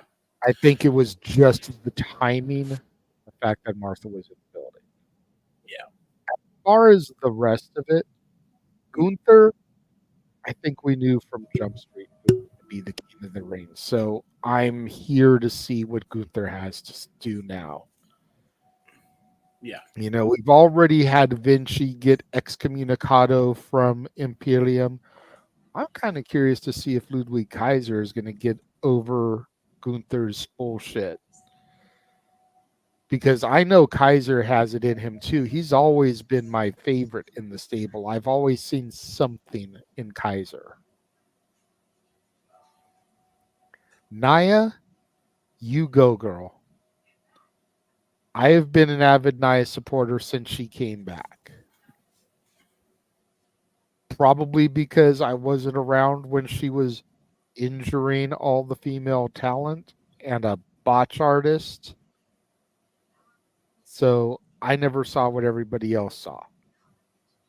And that moment of redemption for her, I feel, was well deserved. Yeah. I'm almost willing to bet you she's going to take the title from Bayley as well at SummerSlam. And I think she deserves it. Yep, I agree too. She's worked her ass off. Yeah. The only problem I foresee is that means that potentially we'd have two new world champions at the same show. I don't know how I feel about that. I also am not sure how I feel about both King and Queen being heels. I agree that the gimmick lends itself better to a heel, but I feel like one should have been a babyface, one should have been a heel. That's fair. I think that would have been a good way to flip it. You know, I don't think Nia necessarily needed it to elevate her because she's been to the dance before, whereas Lyra could have used that as a stepping stone, especially with Becky's absence. She could have been the pseudo Becky, but Nia definitely deserving. Champion-wise, we know how I feel about Liv. I'm not going to go down that dark side of the moon. I still stick with what I said during the Becky topic, that if she was going to get the belt, she should have just gotten it in the Battle Royal, used it to fuel her revenge tour and heel gimmick. There was no point in having Becky as the stepping stone. Ospreay, definitely deserving. Feel like it's a bit of a low card title for him to start with. Like, I feel like basically Ospreay came in and won the 24/7 title or the European title. Like, I feel he's IC world title material, nothing lower than TNT AEW world champion. Like, anything other than that is below Ospreay and his pedigree, in my opinion. But getting him the belt is going to help bring some credibility to it, so whatever. Mercedes, see Liv Morgan. Again, like, I know my daughter likes her some Sasha Banks, but they done did my girl dirty. Willow should not have been a transitional champion. Willow deserved a little bit more of a run before Mercedes came in and basically charlotted the situation. And don't roll your eyes at me, Meech, because you know that's basically what she did. No, well, I was laughing at it. So, not for nothing, the fucking dance is getting over like Rover thanks to Ospreay. That's true. He's not wrong. That shit is over on Twitter. Yeah. Damn it all. Seriously, like, I watched the media scrum, and when he came out there for the scrum, he's doing this whole thing, and I'm like, dude, fuck. That's dude. You can tell he's autistic because it's like he's just doing that randomly, and I'm like, yes, that's my autistic. And then there's a video, there's a reel on work. Instagram. Then there's a reel on Instagram of him and Mercedes doing it together, like backstage. Like more This him. is like More two him. champions with their belt doing it. I'm like, this shit. Yeah, see, she's winning you over a little by little, JJ. That's the problem. You say like, I hate her, no, and then not. she's doing things like replying to you on Twitter, and then doing the Ospreay that Yeah. I'm popping for because I Yes. cannot deny Ospreay. No. Yeah, but Mercedes doing it when she comes to the ring looks like a $2 stripper. Oh, jeez. Actually, Osprey doing it, it's comedy. Because Yeah. it's almost like he's making fun of it, and she doesn't realize that he's making fun of it, but he's making fun of it. hey, listen, I Like go that. $5. That's kind of the attempt. way it comes off to me. That's 5, right? Yeah, At least 5, right? Yeah. I 10, see yeah. it, Matthew. I see it. We did get a $5 super chat. I think Oh, I wasn't doing Osprey that. Never makes no sense now that it appears he is going after Swerve in the world title. Yep. This is overbooking. Why have the mid-card title? Exactly. Yeah. It's like we all kind of sensed that it was going to be Osprey versus Swerve at All In. So why not just have him win the Owen, get that title shot instead of giving him this title in the interim? Because now it feels like it's not an interim champion, but it's an interim championship for Osprey until he gets to the big one. Yeah, and what's weird about it too, to add to your point, JJ, is why 2 AEW guys on a crossover show for the title? I mean, don't get me I wrong. talked about that earlier in the week. Like, it's not a forbidden door if it's 2 AEW guys in the main event. That's what I'm saying. And then what are you gonna do for New Japan? 2 New Japan guys for the IWGP belt? Like the fuck? Well, oh, go ahead. I'm sorry. Go ahead. What the fuck? I'm not opposed to the banter, but I did want to throw to Noah to start off the conversation. Right. One. That's fair.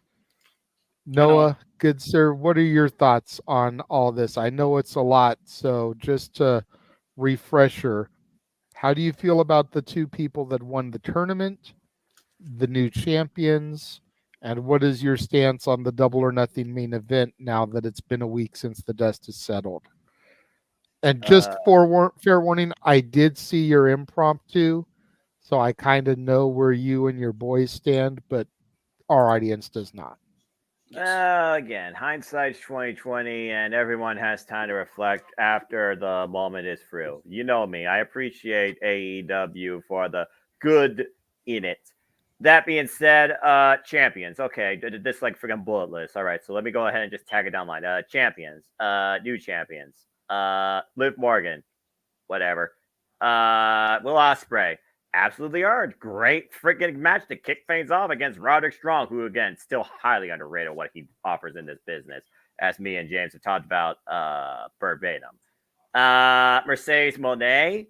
Let's see what it brings to AEW when it comes to attention, and let's see what she does when hopefully she becomes the cocky heel that they need in that women's division. I would dare say she's a bigger heel than Timeless Toni Storm. That's saying something. Timeless Charlatan. That being said, I don't have anything against the champions, but again, Liv Morgan is, whatever. As far as the outcomes of the matches, like you said, it was not as comeback story. She earned that. As far as her becoming champion against Bayley, is that really a plus for SmackDown? I don't know. I honestly don't know what SmackDown needs to do with this women's division anymore. Just like Raw, the main roster women's division makes no sense. NXT is 10 times better. Then again, that's the only thing I care about NXT practically. That being said, the King absolutely earned Gunther. That suspension relief of Orton. Weird choice of movement. Also, that should have main evented. Logan Paul overrated. I definitely think Gunther's becoming champion. If not at Back to Berlin prior. As far as Double or Nothing event overall, I look at last year's versus this year's. I think this year's was a whole damn lot better. Not only was the audience fully engaged from the show top to bottom, and as my ATW crew, shout out to the ATW family, pointed out, it was a much more balanced show, good matches. Wasn't overbooked, in my opinion, outside Anarchy in the Arena, but it's Anarchy in the Arena. What the fuck do you expect from something called Anarchy in the Arena? I honestly don't have any issues with Double or Nothing. Again, I'm just the guy that stares at the monitor and calls the action. I understood where you 2 guys were coming from. I understand the implications of what they did. I understand that it is what it is when it comes to what we think about those 2 individuals and company, not named Corporate Okada. It is what it is as far as that 3 Stooges goes, but I thoroughly enjoyed Double or Nothing and look forward to seeing what's next in AEW. And again, they're 5 years in. Hopefully we see them for another 5 years, and we can only hope and pray it becomes better. Is it going to happen overnight? No, but it never hurts to be optimistic. I enjoyed the weekend for what it was worth, and again, as far as Liv Morgan, biggest whatever. Real quick, Noah, I'm just going to say that's an insult to the Three Stooges. How dare you? Even the lower end Stooges like Shemp and Joe, how dare you? I was going to say, yeah, they're more the end of Shemp and Curly Joe, and yeah, but even still. Yeah. I never had watched the Three Stooges. I wasn't born in that era, so I wouldn't know. Dude, you got to get on YouTube. They're on around the clock on that one channel. Holy fuck, the dude. Three Stooges? Dude, I was born in 1992. That's not on Nickelodeon, Cartoon Network, or Disney where they're actually watchable. Okay. No. I get that. They weren't on those channels for me, and I was born in 1976, but I've seen some Three Stooges. Yeah. Go on YouTube and just look up like Three Stooges greatest bits and just watch some of their shtick. Them and the Marx Brothers are like the greatest multi-man comedy teams ever. Yeah. Dude, if you like headbox and I'm not talking iPods, about it's the great. duos. And I'm not talking about the duos. The duos are on their own level. You know, Martin and Lewis, Laurel and Hardy, Abbott and Costello. Yeah, I watched somebody earlier who even put like Jim Henson and Frank Oz on that same level. Wow. And when you really think about it, you think about the Bert and Ernie dynamic, and it's like, yeah, that's fair. They really kind of do belong on that Abbott and Costello Yeah. level. So, but watch some old Marx Brothers shit, watch some Three Stooges shit, dude. You will sit there cracking up. Yeah, legit. There's hilarious. Like I said, there's a channel out there. I don't know what channel it is, but every time I'm on YouTube, just trying to find something to pass time, there's always a Stooges loop, like a marathon of like different stuff, man. You could easily get like if you're a binge, like you usually get their entire library binged in like 3 days. Yep. Like there's that many of them, but they're so short that it's worth it. Like they are legends, and there's reasons they're revered the way they are. Yeah. I'll take your word for it, and maybe I'll actually look into that. It's funny. Even though Emmanuel didn't super chat this. Oh, in the panel, not in the panel. Okay. I'm Curly. Okay. I'm Curly. Yeah. I would have to be Mo because Mo was kind of the de facto leader. Yep. And I'm the host moderator here. So just because I'm the redhead, that's wrong, and I'm Larry. That's bullshit.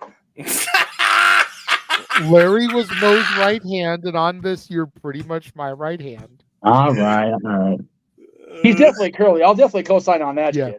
I am Curly. And that would make Noah either Shemp or Curly Joe. He's definitely Shemp, because Shemp had his head straight out of everybody.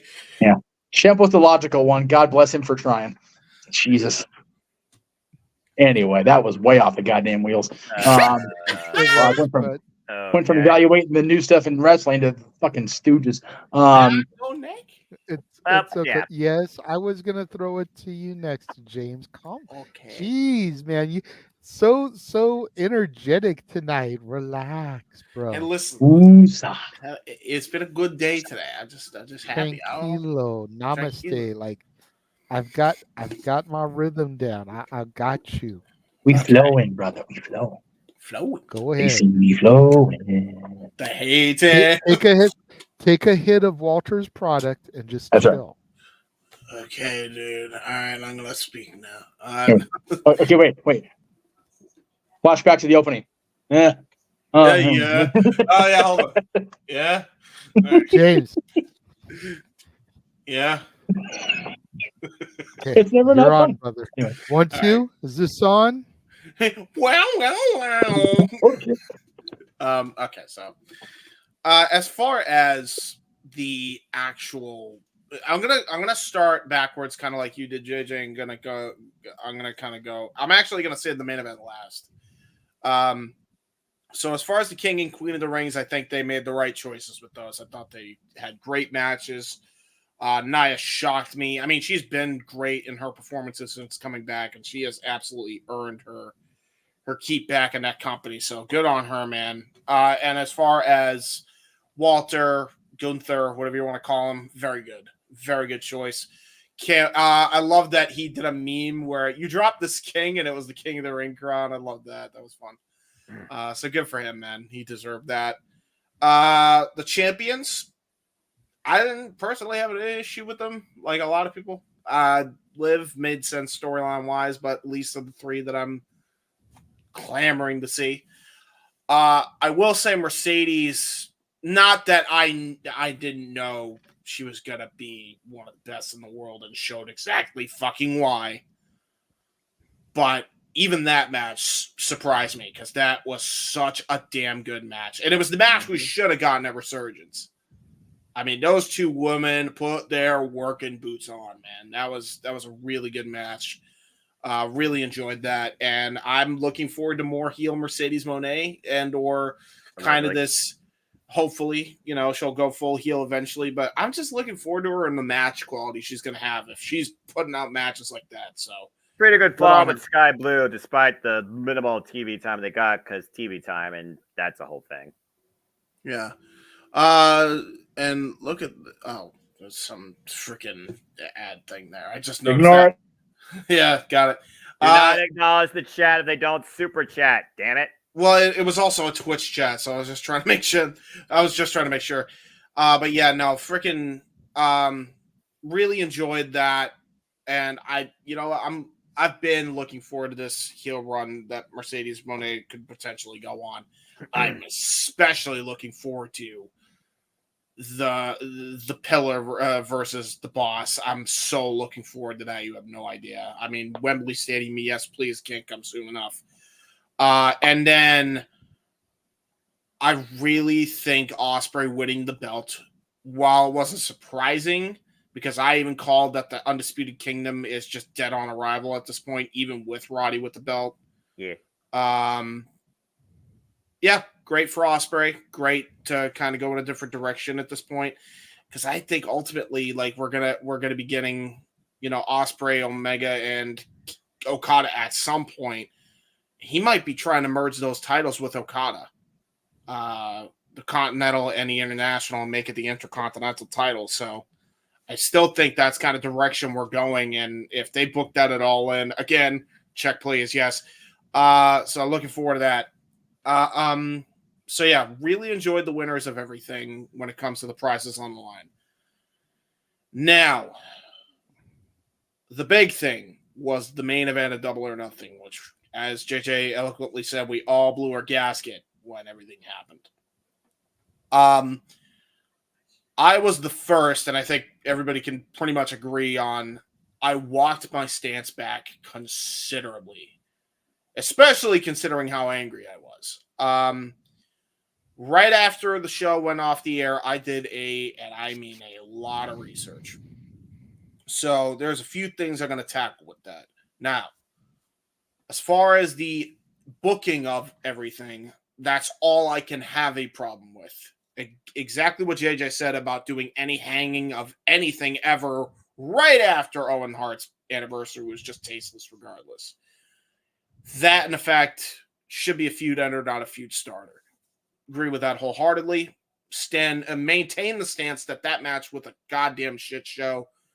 And holy shit. Justin Roberts introduced it as such. You're not wrong. And by the way, here's the fact, folks.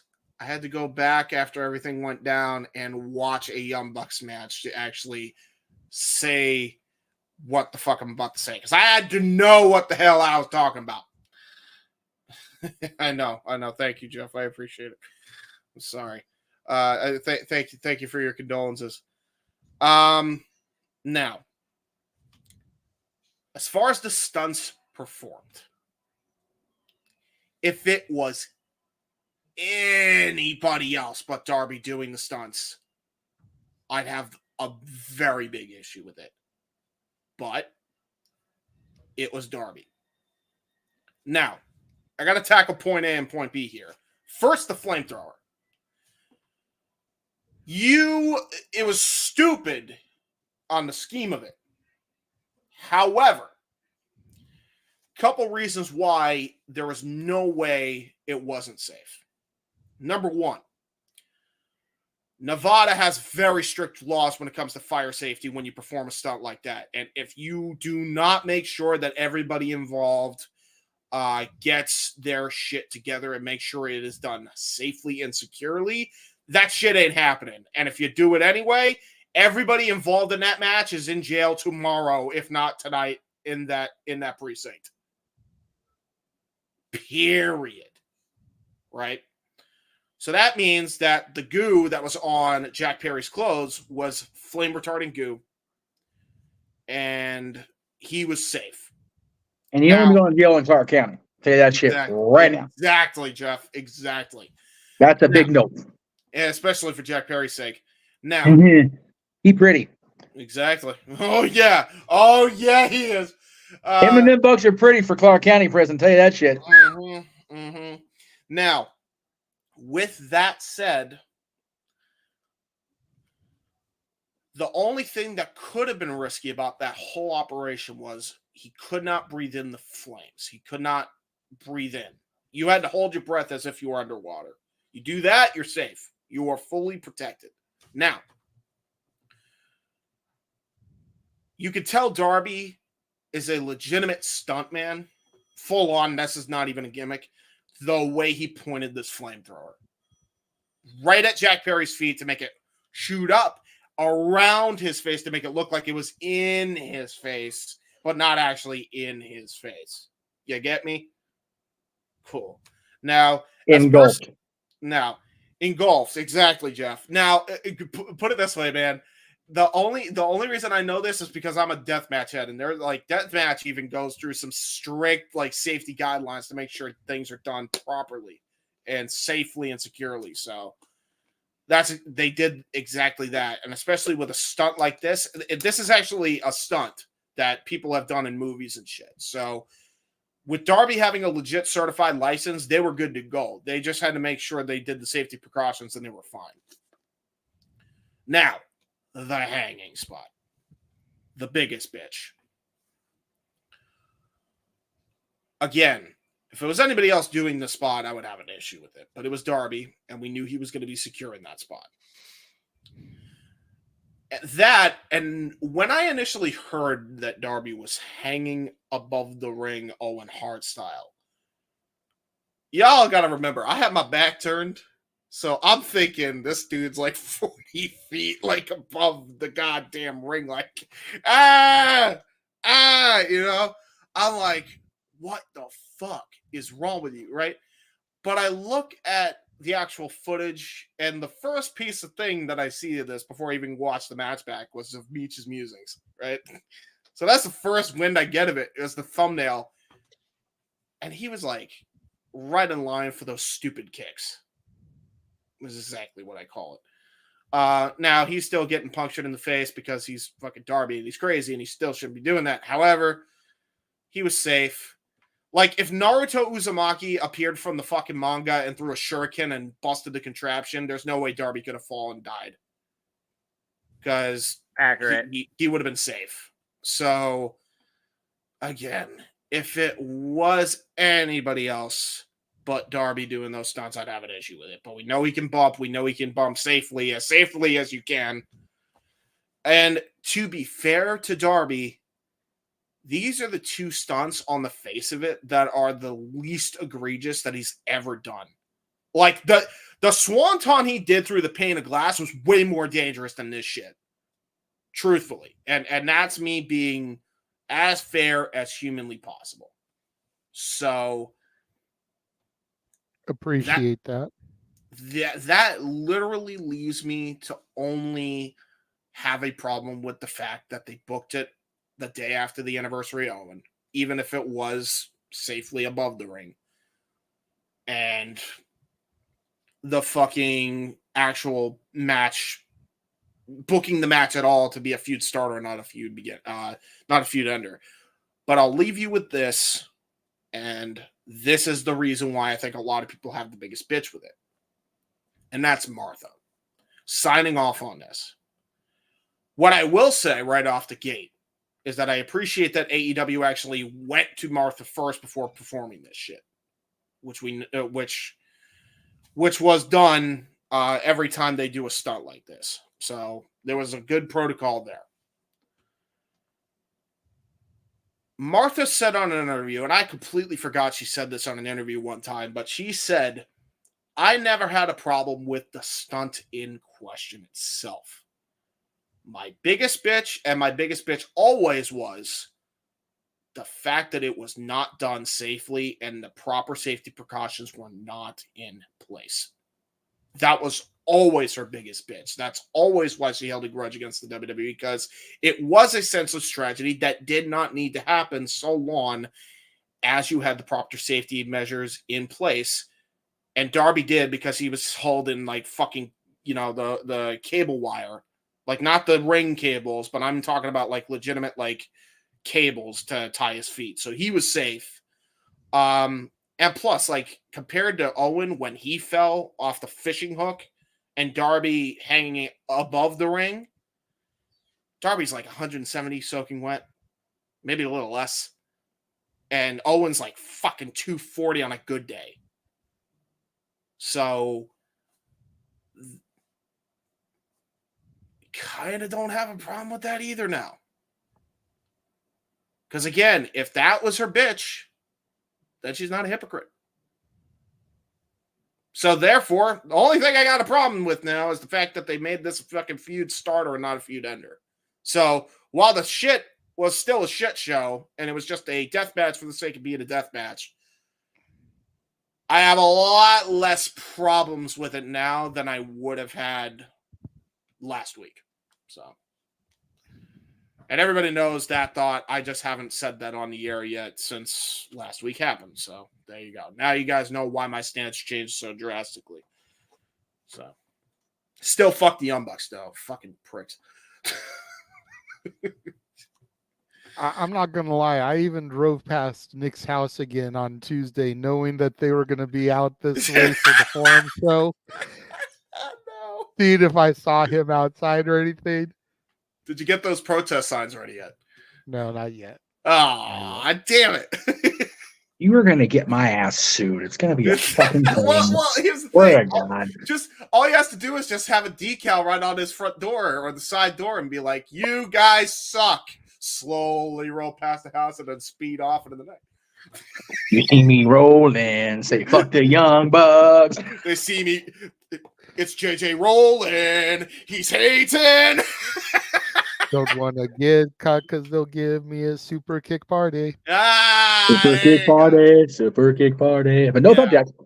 So again, I don't have an issue with it nearly as much as I did last week. I think I've definitely calmed the fuck down considerably. I think we've all definitely walked our stance back considerably. And really, it just comes down to the fact of, do you agree with Martha's stance on it or not? That's really a thing. And even that, even if you disagree with it, it's a lot less egregious when you factor in everything else I just mentioned. So, very good. Mm-hmm. Thank you, Noah. I appreciate it. Dude, you realize how fucking draining it was that night when I went from I'm not angry to, okay, I'm a lot less angry. I was a tired man. I felt like I ran a fucking marathon that night. You have no idea. Welcome to my world. Oh, my God. Oh, it was absurd. Well, thank you for that perfect segue, James, because speaking of marathons, we're about to go to the Gary Hebert trailer that still has not come out yet. Yes, Jeff. May I go now? Yeah, Jeff didn't go. Oh, no. I thought you went. My bad. Oh, no. My bad. I didn't try to snipe you. I just thought you had gone already. He has not. Oh, man. Been waiting to go. Speak, man. Okay, so I apologized mainly to Noah, but also to the audience last week because I was, as my grandfather would have said, fit to be tied. And I haven't completely come down from that perch. I'll be honest with you. It's been a week. I've had a lot more shady week in my personal life to have to worry about the Young Bucks and their dumb fuckery. However, as far as the new champions and the new royalty, happy across the board. I know people are going to hate on Liv and, not be happy with Mercedes getting the Charlotte Flair treatment for the championship, and that is their prerogative. They are human beings. They're entitled to their opinion. I'm entitled to mine. And we're going to differ. Otherwise, it'd be a lot less fucking boring on a Saturday. As far as the main event of last week's AEW pay-per-view, I have a lot further bitch with it, probably because I've been in the middle of a ring during a death match, like legitimately, as a referee. And there were no safeties taken whatsoever. So I was involved with some stuff that human beings shouldn't be close to. And there's a referee shirt somewhere in this house that ought to be retired by the California State Athletic Commission for the amount of blood and DNA that's on that thing at this point. It was just unnecessary for the match to happen long term when you think about it, and really completely unnecessary for me to be there. My dad still has a slight bitch with the promoter to this day about it, as a matter of fact, because his boy and my dad was there, which didn't make it any easier on me trying to get in the car, explain all that shit afterwards. Oh yeah, I was totally fine. I wasn't fucking fine. My hands were covered in glass. It was a fucking mess.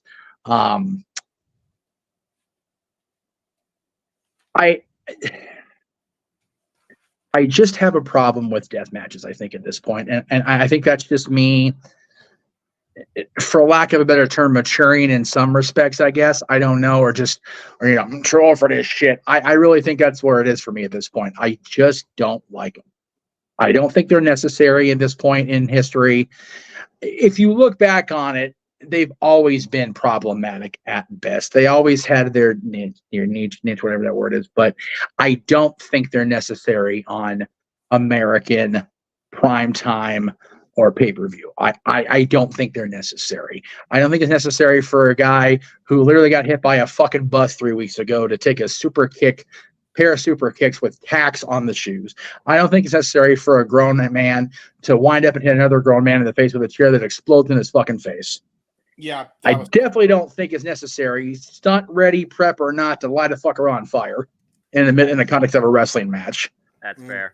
You know, I sat and talked with I was talking with who was I talking about? It was with Ariel's boyfriend last night, Caleb, about the Mankind Rock match at Royal Rumble and just the unnecessary 11 unprotected chair shots to the head. I'd welcome that compared to what happened on Sunday. Like, as much as we know about CTE, as much as I'm convinced I'm going to deal with it when all is said and done, I'd rather, live with the fact that I already know my brain's deteriorating. I already know my brain's going to mush. It's a much slower progress, thank God, but it is. Than the potential of having exploding chairs against my face, even with my hand there. Okay, so my hand's going to get burned with the explosion instead of my face. Wow.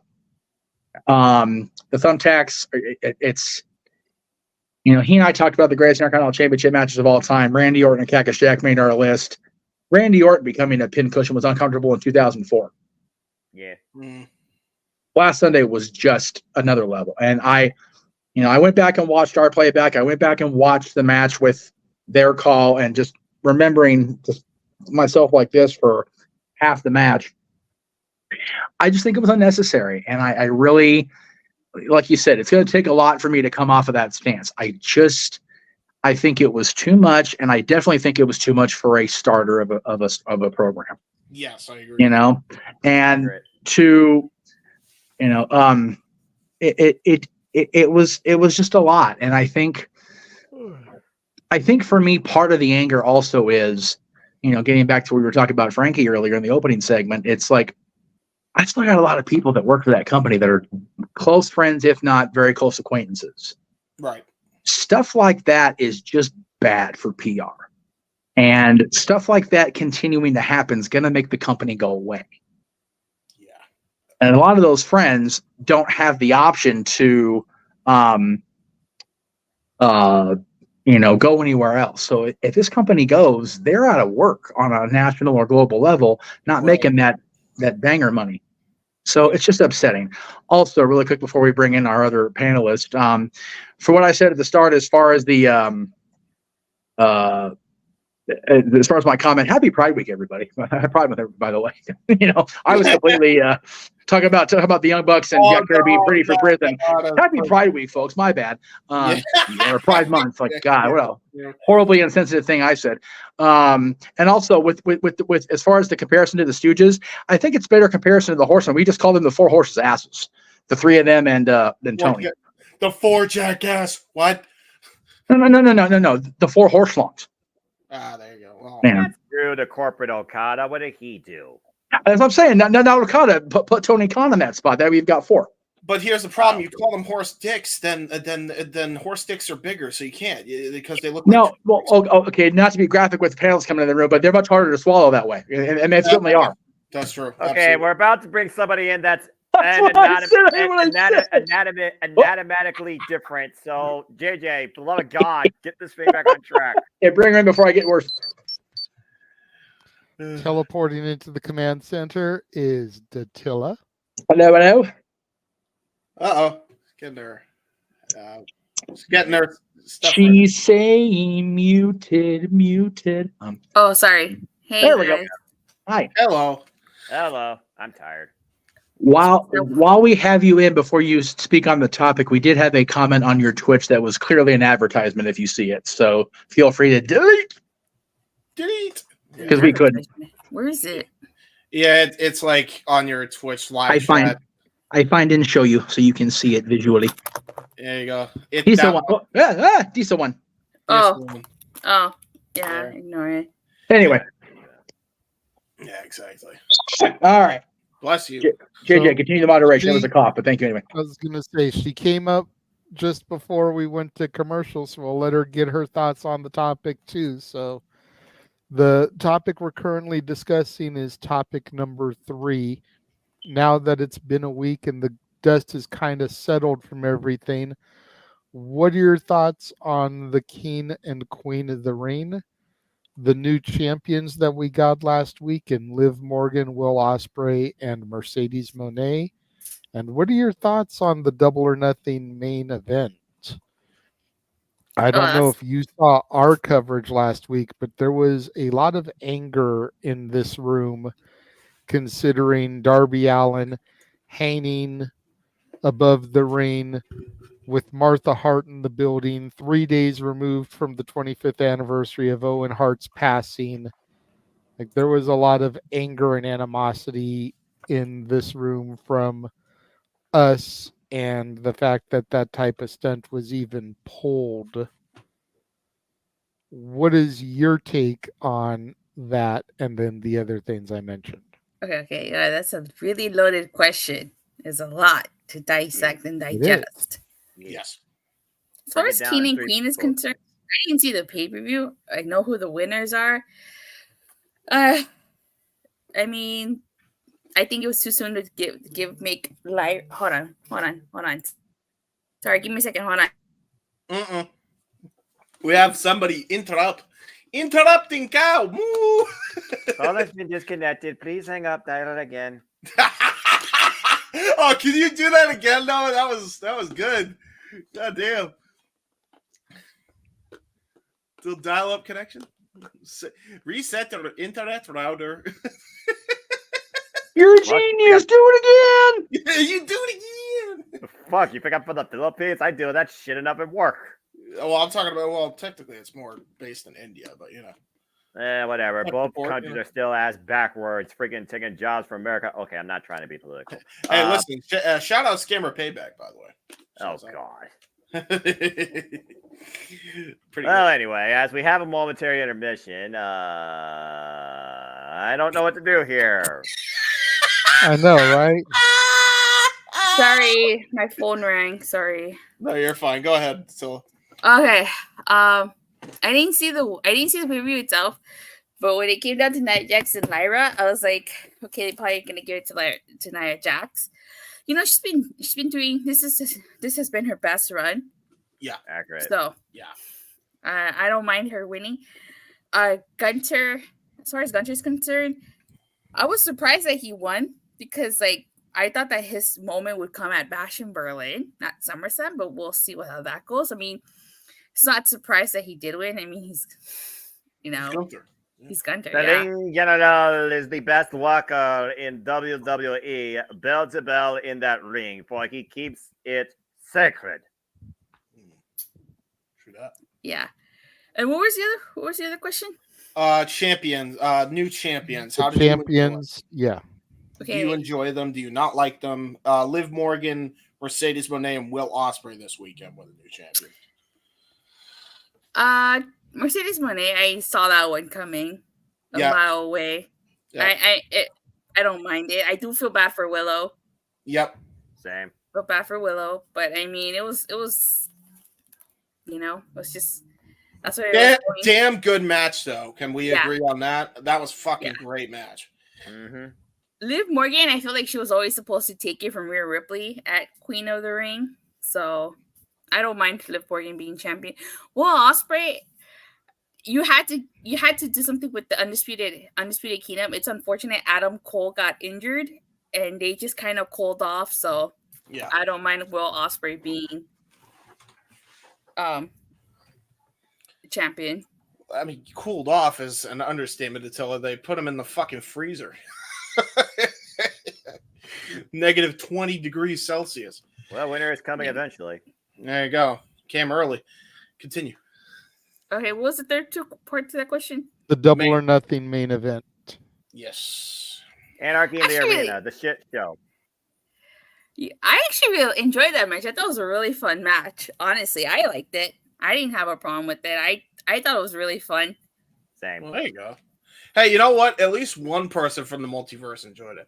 I will say there was two, but there was one that only had to stare at the monitor and just let y'all bring it out, man. I will say, to kind of put a positive spin on that shit show, there was good moments in that.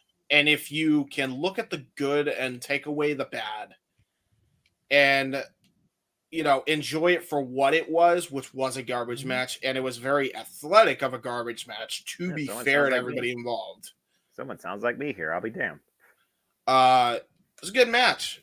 I'll be honest, it's definitely the best or choreographed Anarchy in the Arena I've seen compared to fucking years prior. The fact they had 4 feeds at one point was beyond bloody brilliance. If you go back and you watch our coverage, I was into it until the hanging spot. Correct. Yeah. And that's when everything fell off the rails. Yeah. As I flamethrower, Jeff was done with it. I mean, Jeff was super I was totally digging it, and especially the theme song bit. That was genius. That was amazing. That was genius. It's the 3 themes. Freaking hell. That was really good. The fact they played Final Countdown was enough to make I'm so fucking mad I missed that bit because I was dealing with enigmatic issues. But anyway, I'm so mad, but I'm glad that JJ got to be me for a few seconds, at least during that bit, the play-by-play. Yeah, so when it comes to Anarchy in the Arena, Datilla, the bigger question is, did you find an issue with them hanging Darby just a couple days removed from the 25th anniversary of Owen Hart's passing with Martha Hart in the building? Yeah. Did you find that to be tacky or tasteless? Did it offend you at all, or did you just not even really think about it until I mentioned all that right now? I didn't even think about it until you mentioned it, honestly. That's fair enough. There you go. Yeah, it didn't even cross my mind. That didn't cross my mind. I mean, yeah, she was there. I'm sure they would have asked her, like they asked about Sting. Yeah. You know, so if they asked her and she gave her blessing, then, you know. Yeah, and as I said, Dilla, to add to your point, I think the biggest bitch for Martha wasn't the fact that they did the stunt. It's that the fact there wasn't many safety precautions done when her husband died. Whereas this was a completely different story, and they had safety precautions in place. So. Yep, and he was suspended just a little bit above the ring ropes by an actual harness. Blah blah blah blah blah. Yeah, pretty much. Yeah. So there's that at least.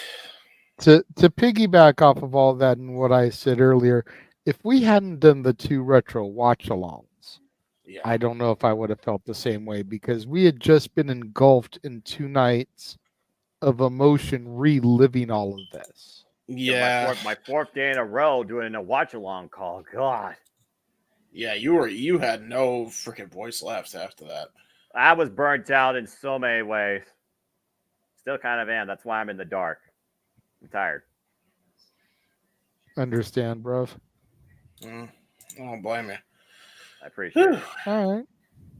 There you go.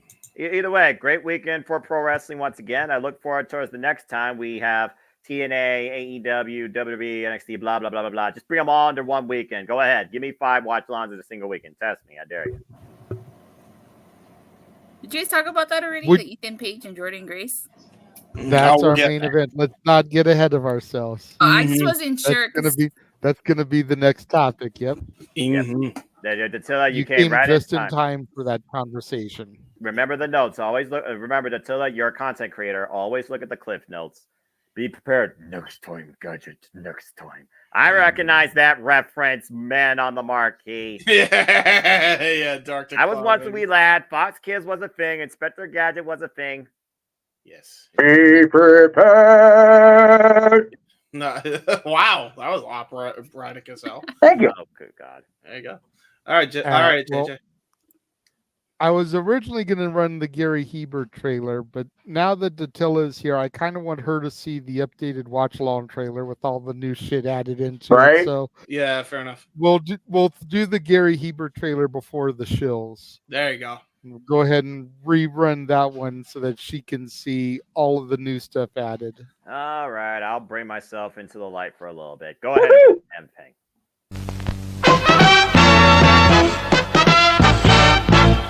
And now, preview time. So let's take a look at what's coming your way.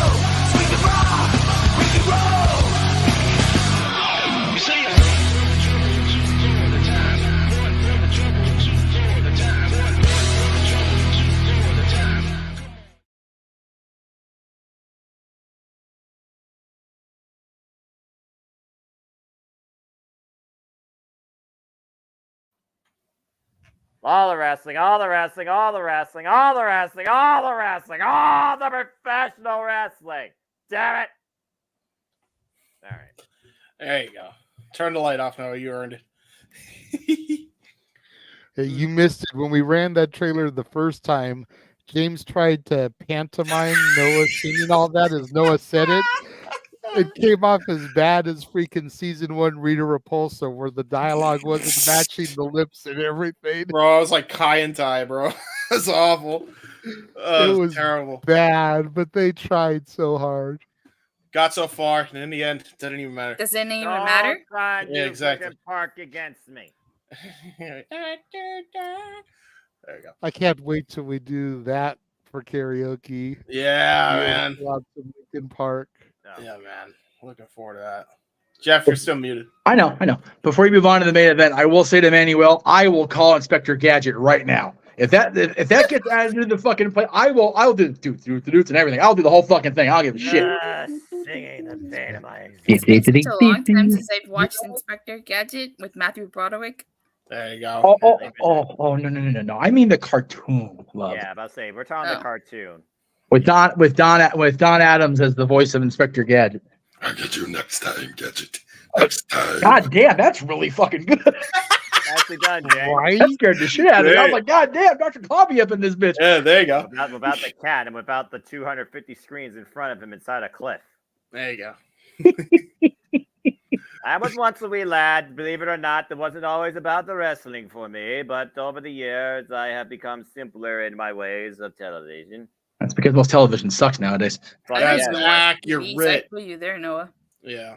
Shit. I'll tell you what doesn't suck. The fact that we could actually say what if and the fantasy might become a reality. That being said, we've had enough of this latest talk. Time for the main event. JJ, throw it, do it. So Tuesday. Right. So JJ, what do you want to talk about?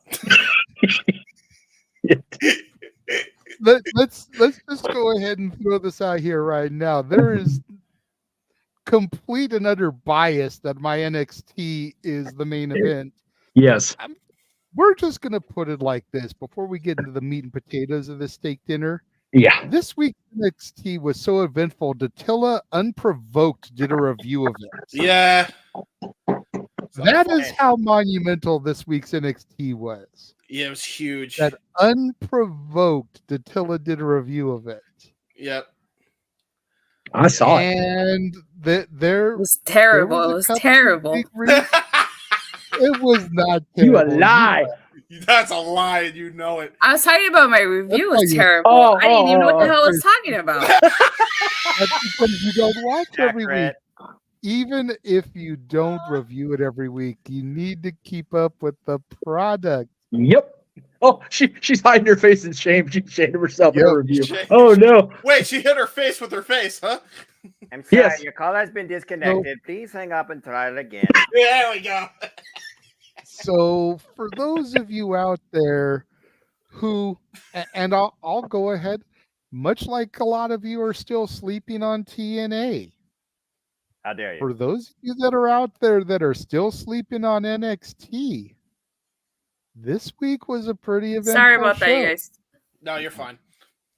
As Jordynne Grace, the current reigning and defending TNA Knockouts champion, showed up to be Roxanne Perez's challenger at Battleground on June 9th. And then after the main event, All Ego Ethan Page made his NXT debut. Which poses the question, has NXT become all ego? Can Jordynne Grace do the unthinkable? And who else may end up crossing the line here in the next few weeks or months between NXT and Impact? As far as Ethan Page goes, I still personally believe that what I said in the group chat is more likely to be accurate than anything else. I don't think he signed an NXT deal or a WWE deal. I think maybe he signed with TNA. The reason I lean towards that is because of the Prestige Wrestling match that's been announced and hasn't been taken back. That's coming up between him and Shelton Benjamin. Prestige Wrestling has a working relationship with TNA. Correct. Alex Shelley for the longest time was their champion. Sabin was competing there. Speedball Mike Bailey has competed over there. Correct. Yeah. Gresham has competed over there before he re-debuted when they were still doing his vignettes. Right. So they've had quite the working relationship with TNA, and you would think that if he had signed a WWE deal, he would have to pull himself from the indie appearances. Yep. And hearing the rumblings from whether you want to consider them reliable or unreliable internet wrestling journalists, that Jordynne Grace is only the beginning of what is to come in the coming weeks and months, leads me to believe that Ethan Page may be showing up at Against All Odds and the TV tapings immediately following, and he's a new TNA signing. Yes. That's just my thoughts on Ethan Page. As far as Jordynne Grace goes, holy hell, have I already fantasy booked this bitch from now through Slammiversary. Yep. And I love you, Noah. And like I said, I watched your impromptu, but you misquoted me, bruv. I didn't say that I wanted Natalya to dethrone her for the Knockouts title. I said that Natalya would reclaim the NXT women's title off of her. Gotcha. Yes. I think Jordynne Grace is going to defeat Roxanne. Ooh, I'm not saying it's going to happen at Battleground, but this is the way I have it long-term booked. And I ran this by James, and he's kind of with me on this track. I say at Battleground, Roxanne wins, but it's like a Orton Gunther victory. Like the shoulder's not down all the way. Like there's some kind of collusion, some kind of holdup. Yes. So we run it back at Against All Odds, which is less than a week later. Right. Yes. And at Against All Odds, Jordynne Grace takes the title. Then you've got Roxanne there for the TV tapings because she's already in town.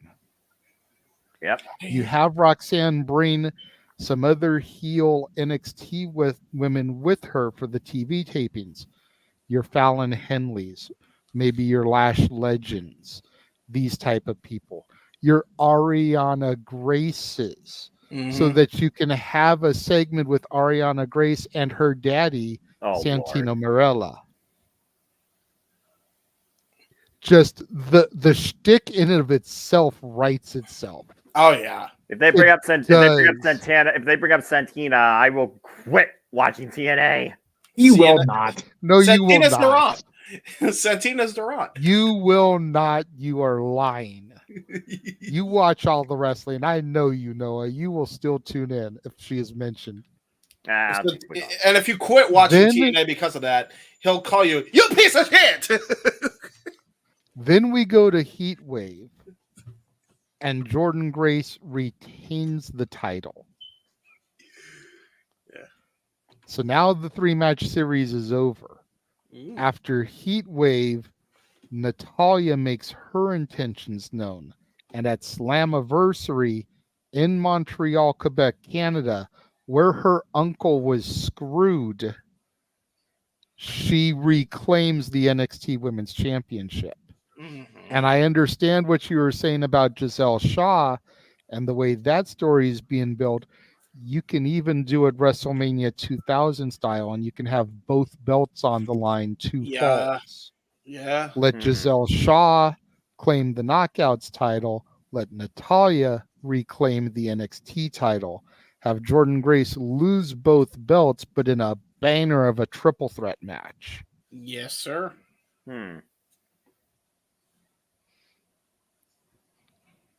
If you're doing it that way, stick with the Canadian theme. Have Natty win Money in the Bank and pull a shocker and cash in on a TNA title. People go, what the fuck? My God, that would be absurd. If Charlotte can win the Rumble and use it for an NXT title shot, Natty can use Money in the Bank for a completely what the fuck moment too.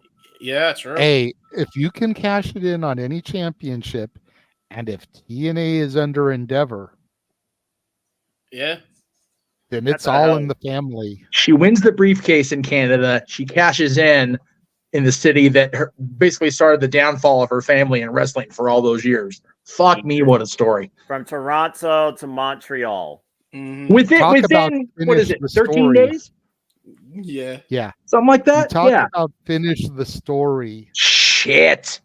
12 days. And then you want to talk about other talent that could cross the line. Clash at the Castle. I believe TNA has a Scottish wrestler that everybody loves. I'm just saying, does anyone here want to say his name? We believe in joy. What if Joe Hendry shows up at Clash at the Castle? Oh my God, the pop, dude. Well, that's one actual karaoke that would make sense. Dude, get him involved with Drew and just watch Drew completely melt the fuck down over it. Oh man, just give me Drew Galloway back. Yeah, exactly. Oh my God, that fuck theme. Him and Grado in a concert together. No, Grado. Have somebody cutting a promo. Have somebody cutting a promo, and then have the comment be made about, you need to stop saying their name or else they'll appear. and then hit his music. Yeah. Oh my God. That'd be absurd, man. Like the setup would be perfect. Oh my God. And it will get #1 on Spotify charts for sure. As it should, damn it. Let it be a segment with like Waller and Theory, something where you can work like a talk show segment. Yes. Oh, yeah. That's a viral. Damn it. Fuck you, Taylor Swift. Well, we didn't quite say his name, but I was gonna say, fresh off of his UFC watch along, Walter is here now. Hello, everyone. Sorry, I Here don't have to round up the room. I don't have a fancy beep, beep, beep, beep, beep like Attila does, but I'll come in. knock, knock, knocking on panel's door. Hey, hey, let him in. Anyway, this Morgan Freeman narrative idea of a prohibited portal where NXT is getting taken over by a company that's crossing the line. It just baffles me to think that this actually could be a thing. This is what Worlds Collide should have been. Fuck Raw and SmackDown. They ain't no jack shit about NXT since the existence beyond a damn reality game show. This is a real Worlds Collide that actually buy into. Did I hear Morgan Freeman mentioned? Yes. Well, you see, there is a lot more crossing the line that needs to be done before the forbidden door can be fully opened. Thus the word of Hebert Friedman. What is it that you were calling it on ATW, Noah? What kind of portal? They were throwing around PP. They were throwing around prohibited portal. Prohibited portals. Okay. Because Forbidden Door is now copyrighted, so the prohibited portal. Somebody get the orange box on the phone. Hey, Half-Life, where you at? Fuck. Get Portal in there. The kick is a lie. You're going to have fun with science. All right. Let's try to reel this back in. So I'm going to go to Attila first and foremost, since she thought enough of this week's NXT to actually review it. True that. What are your thoughts on Jordan Grace and Ethan Page showing up? And where do you think this could go down the road as far as inter-promotional and stuff? Are you going to tune in to see Jordan Grace versus Stevie Turner next week? Or are you going to be like, oh, fuck NXT again? Isn't that the $1 million question? First off, I have to say, when Josh told me that Jordan Grace is, I thought he was bullshitting me. I was like, you're pulling my leg here. Well, it is coming from Josh, so fair enough. Which means it's coming from Sap usually. So nobody listens to Josh. He's not Josh Mansfield. Not Josh Mansfield. My friend Josh. Oh, different Josh. Oh, okay. Okay, so he's also one Josh. Probably. He's okay. He's okay. That Josh okay? Okay. Yeah, that Josh. So I went on Twitter, which is how I know what happens sometimes on NXT. I went on Twitter and I was going through all this stuff, and I was pretty surprised that Jordan Grace was there. I think my jaw dropped. And then I saw Ethan Page, and I was like, God damn it! I have to go home and see what this is about. I will say this. I will say this. I feel like, and I said this on my show, I feel like if you take away Jordan Grace and Ethan Page's debuts, that was nothing memorable on NXT. Nothing. That's accurate. Nothing. Honestly. Aside from the other two qualifiers for the ladder match, I will agree with you. It's pretty much business as usual, but even a business as usual NXT is usually better than a business as usual Raw or SmackDown. So I will actually support him on that. That's true. And I don't watch it. So I was surprised. Rumors are to be believed. Jordan Grace is doing 3 appearances for NXT. I'm still hoping AJ Styles ends up back in TNA somehow. Please. Still hoping for that. Give me the freaking IM one more fucking time. Still hoping. As far as who can go over to TNA, I can't think of anybody. There's rumors Natty and Grace at Slammiversary, so I could see that happening. Yeah. As far as Ethan Page is concerned, excuse me. I was pretty surprised. I don't know. I'm hearing that it's gonna be him versus Trick Williams at Battleground. Gotta give him something. I think they haven't made it official yet, so we'll have to see what happens this week. There's nobody else right now even feasible to challenge Trick Williams for the NXT Championship. That's fair, but in all fairness, I think the women's ladder match for the North American title should be the main event. That I do agree with. Yes. So I would agree. Leave Trick off this card. I would agree with that unless they put Paige in there with Trick. Then that's got to be main event because it's freaking Ethan Page making the jump. It's like, holy shit. Yeah. Not to discredit any of the 6 women because, God damn it, those women have earned it in these qualifying matches, and they're in a ladder match. Yeah. And the first time they're actually co-promoting flat out with UFC at this point because they're in their apex. So, but if Trick ends up defending against Ethan Page, that's got to be the last match. Just for the sheer marketability.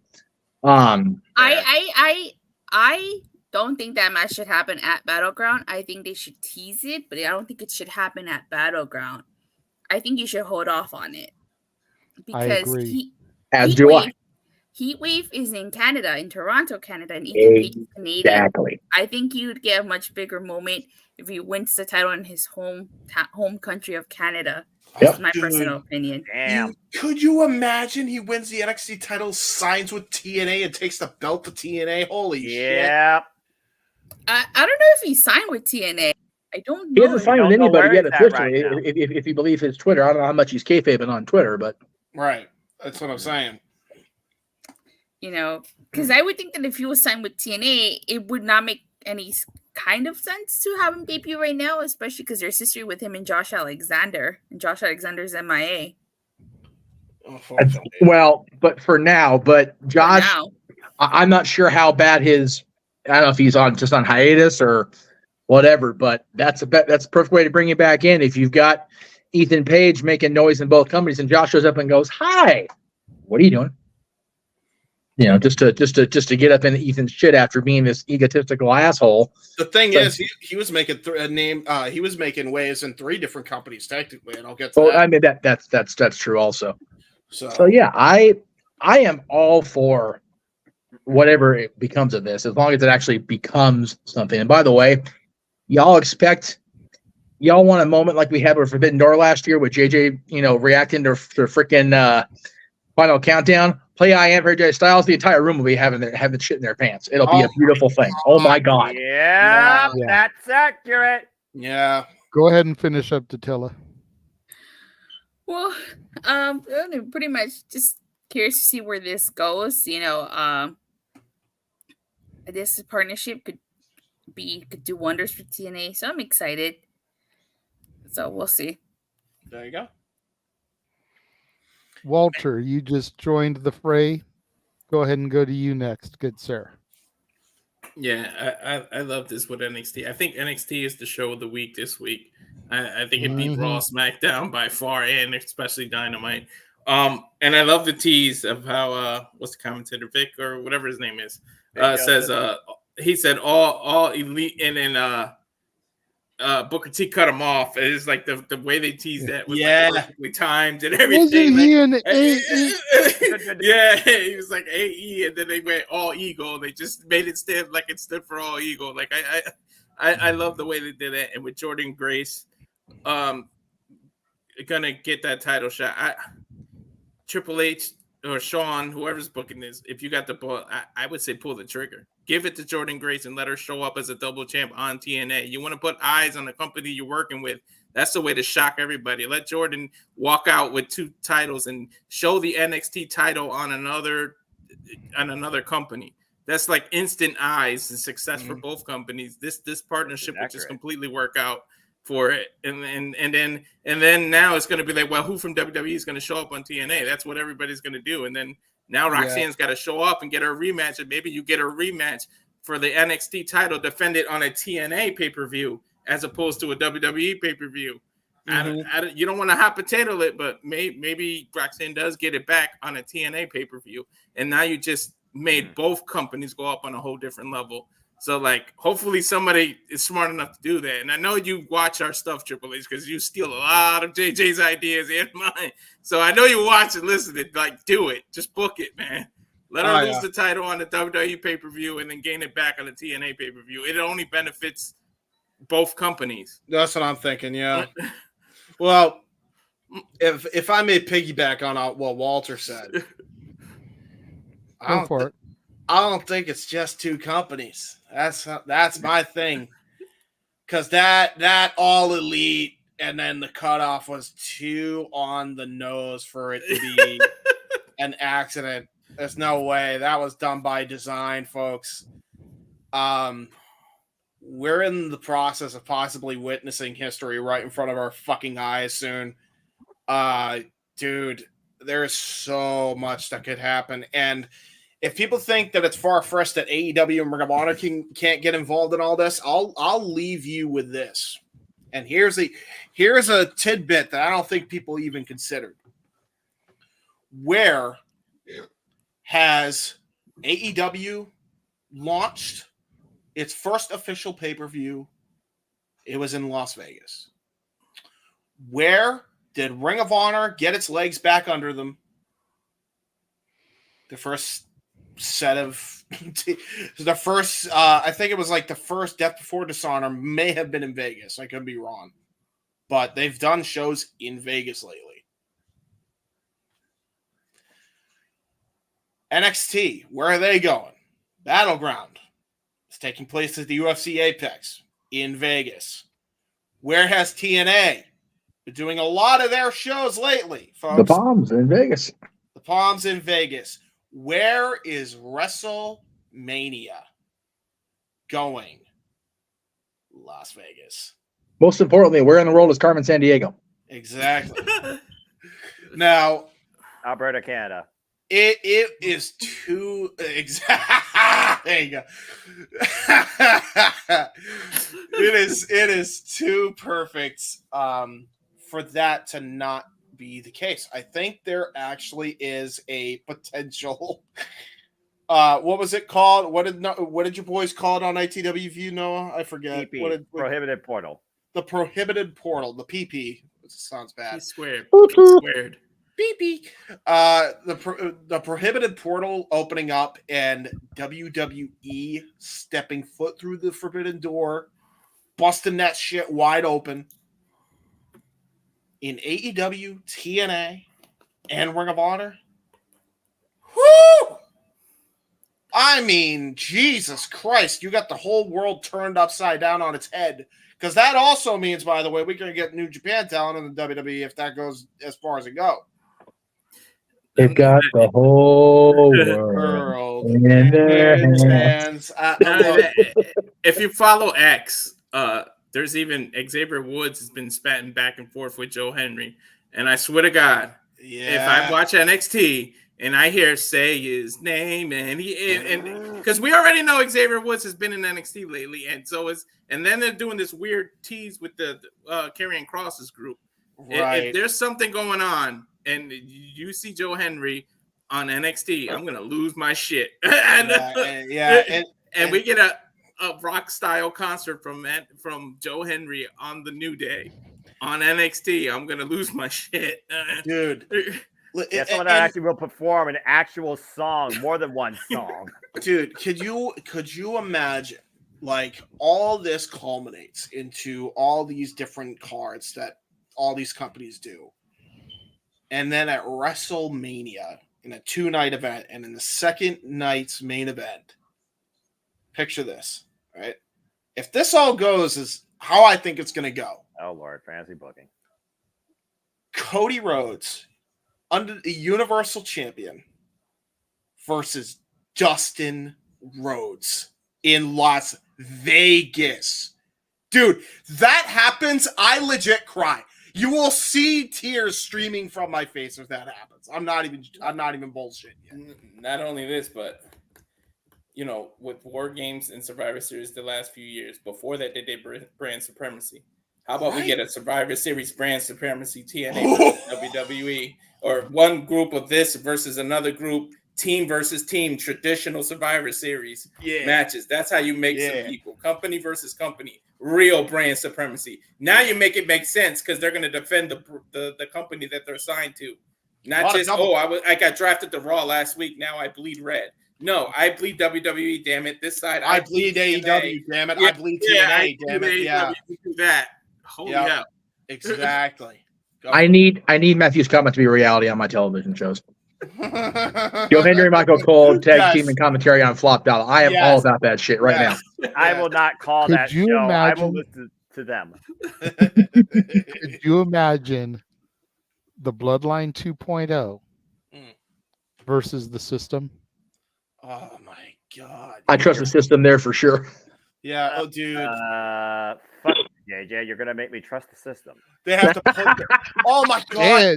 Could you imagine they have to put their little tiff on hold because they have to come together as the full Bloodline and they fight the Elite. Oh, dude. Oh, God damn.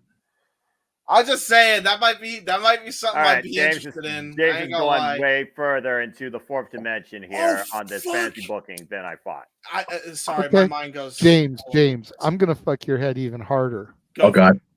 Come together as the full Bloodline, not to just fight the Elite, the entire Bullet Club. Oh, yes. The Bucks, the Good Brothers, Styles, Fowler, ABC, Jay White, dude. Cody. And it just occurred to me: what if the whole reason fatality, finish him, dude? Well, even Jeff Jarrett. Damn it! I'll even. You. Well, you know what though? No, it wouldn't be out of the around the possibility though, because if anybody would be the mastermind of something this ridiculous and bring the Bullet Club back in a full fucking Jarrett's. It's the Jarretts. So Totally could you Jarrett's. fucking imagine that? I don't want to. Dude. Freaking dude. The Jarrett's bringing the Bullet Club back together on a show co-promoted by TNA would just fuck the entire mind of the world. Yeah, on a WWE, TNA, AEW crossover, no less, possibly. Yeah, like Jesus Okay. Christ. If we all end up in Vegas, we have to be inside the sphere because the entire rest of the world's going to fucking implode on itself. On 420, on Near Easter. Oh my God, I forgot about that part of it. Yeah, Jesus Christ. Shit. Dude, On Easter the Sunday, fuckery. he is risen. Right, it's Easter Sunday, we're all going to fucking die. The Bullet Club is risen. We're going to pay for our sins. And you on got these this intertwined day, stories as to on who represents what 420, brand. and on this day, on 420, at Las Vegas, Nevada, some fuckery shall be afoot. Can I get an amen? Hallelujah. All right, Walter, try again. It's a damn shame you that do they the got brand rid of supremacy- Elias to have Joe Hendry and Elias. Oh my There you go. God, JJ! Oh my God, both on guitar. But if you do the brand supremacy, I was saying, and you do, now you got little stories within it, intricate stories, because it's like, all right, now which side is AJ Styles going to choose? Because it came from this company. What side is the Good Brothers? There's all these little stories you can run because you got former talents. Naomi, you could be like, hey, what side is she really going to be on? Yeah, Trinity, are you with TNA that really brought new glow to your life while you've been Jobber Nation in WWE? Or are you going to still be with WWE because your husband's there? Can we also put in perspective, if Punk ends up getting the world title somehow, Oh, Lord. just imagine they blow the story off that we've been clamoring for a while, because which we thought couldn't be done, but what if it happens? Omega and Punk, and Omega takes the world title. Oh, hello. Hello. Imagine if you will. This alternate reality might be too much for one man to handle.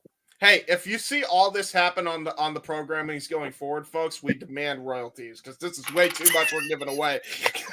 Imagine, if you will, you are the renegade JJ Williams, and you book yourself an open mic night topic talking about two people joining NXT, and we end up booking the end of the fucking world.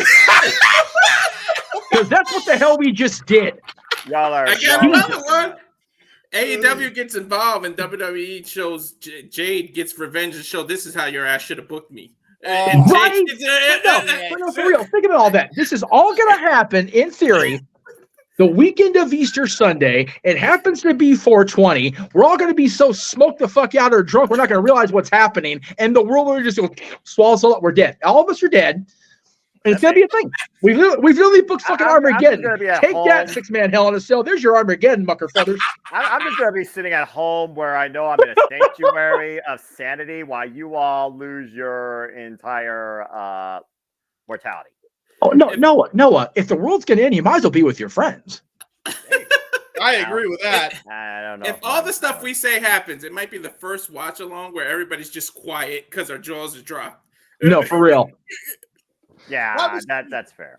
Why was there 10 minutes of dead air on a watch-along event? Well, yes, because they did. What happened was, lying. Right. Let me catch you up to speed. ... Yeah. JJ, when you book that multiverse headquarters, make sure it's got freaking soundproof and bulletproof walls and doors, or we're all fucked. True that. Fucking bomb shelter that place. JJ, moderate your own show after sending us into fantasy booking haven. I think you he's have enjoying this. I am. It hasn't gotten so chaotic that I can't get it back on the rails. Right now, I'm just kind of enjoying the free flow banter. Yes, free flow. I think we need to do a fantasy booking and book this out. Damn right. Hell yeah, dude. See how the next couple of weeks go, because we've got a couple of big weeks ahead of us, which we'll get to in the shills. But, the end of June may have to be a fantasy booking with this if the play out keeps going here. Madness. Utter madness. We did talk about... We did get a $5 super chat from Eddie Burton. Thank you very much. As ever, Eddie. Thank you. Really quickly before Jeff speaks, as he looks like he has his mouth open to say something. Oh, okay. Make sure you share the love across the channels. Yes. It's a brand new month, so let's not just give all the money to one channel. Go ahead, Jeff. Oh, I was just going to say I've never been more happy to have a cough-induced headache because I've been laughing so hard at this dumb fuckery. This has been great. I love this. I love nights like this where we end on a note that's just like we're laughing ourselves stupid booking, wrestling matches, the end of the world, whatever we book, it's all good. Yeah. I mean, seriously, though, the fact that we talked about this briefly when Mickey appeared in the Rumble. Yeah. We talked about it briefly when Jordynne Grace appeared in the Rumble. Yes. It's like the fact that this could very easily be a reality now in 2024, 2025. Insanity. Yeah, it's mind-numbing to me because what if the WWF and WCW had been able to put the bullshit aside and give us a true Clash of the Champions? Yeah. Have it be simulcast on TBS and USA. Yeah, and right. Give us this type of shit. Yeah. And then you've got ECW, the TNA, if you will, that could have gotten involved in it. You still had the Japanese promotions. You still had CMLL and AAA. Yeah. But instead of it being WWE, AEW, and TNA, it could have been WWF, WCW, and ECW. But they just were so hated and angry with each other that it couldn't happen. And despite Tony Khan and his lack of filter when it comes to the social medias, this still looks like it could be something that legitimately can happen. Yeah. What if you could put Violent by Design back together for one night only against the Final Testament? Right? Mm-hmm. Yeah. True. If I'm not mistaken, let me Violent by quick. Design. If you're talking about Diener, Eric. Hold on, Jeff is talking. Sorry. Hang on, I was trying to do something. If I'm not mistaken, the top tier were the only ones watching during the Invasion era, correct? Yep. Okay. Yeah. You all have had the opportunity to go back and watch it on, tape or DVD or on the networks or whatever now. But we free lived it, man. Like, we lived through all those PWI magazines, Fantasy Warfare, WWF versus WCW, and, NoDQ.com booking the fantasy thing every year because that's what the hell we did. But man, when Invasion went down, it was pretty much the WWF versus the WCW power plant with ECW thrown in. And it was like, yeah, but, and I'd have to look at the actual books. Let me be clear on that when I say this, but you can't make me believe that the money wasn't there, regardless of, off-putting people because of ego and pay scale or whatever. You can't convince me the money wasn't there when they threw away how many hundreds of millions of dollars for the XFL during 2001? Uh-huh. That's the thing, though, is they had just lost all that money. If they hadn't lost that money, they'd have more money to be thrown around. Yeah. Well, but what I'm saying is they had a pretty good idea in the middle of 2000. Yes, it was after they announced the XFL. I'll grant them that. But if you and again, I'm going to be a complete corporate shill, ridiculous nightmare here, so forgive me. Nitro by Guy Evans. Get your hands on it. Read it. Because there was a clause in the settlement of the lawsuit that ended up starting because of Hall and Nash not being Diesel and Razor on Nitro and Thunder. Sure. Part of that lawsuit settlement was WWF had first crack if WCW ever went up for sale. By the year 2000, writing was kind of on the wall. So the WWF had an inkling that it was going to be a thing. Right. And the only thing that was stopping them was the fact that Viacom didn't want their product, being competed with on another network, as far as them having the WWF TV rights and Turner still having the WCW TV rights. Yep. But even with that,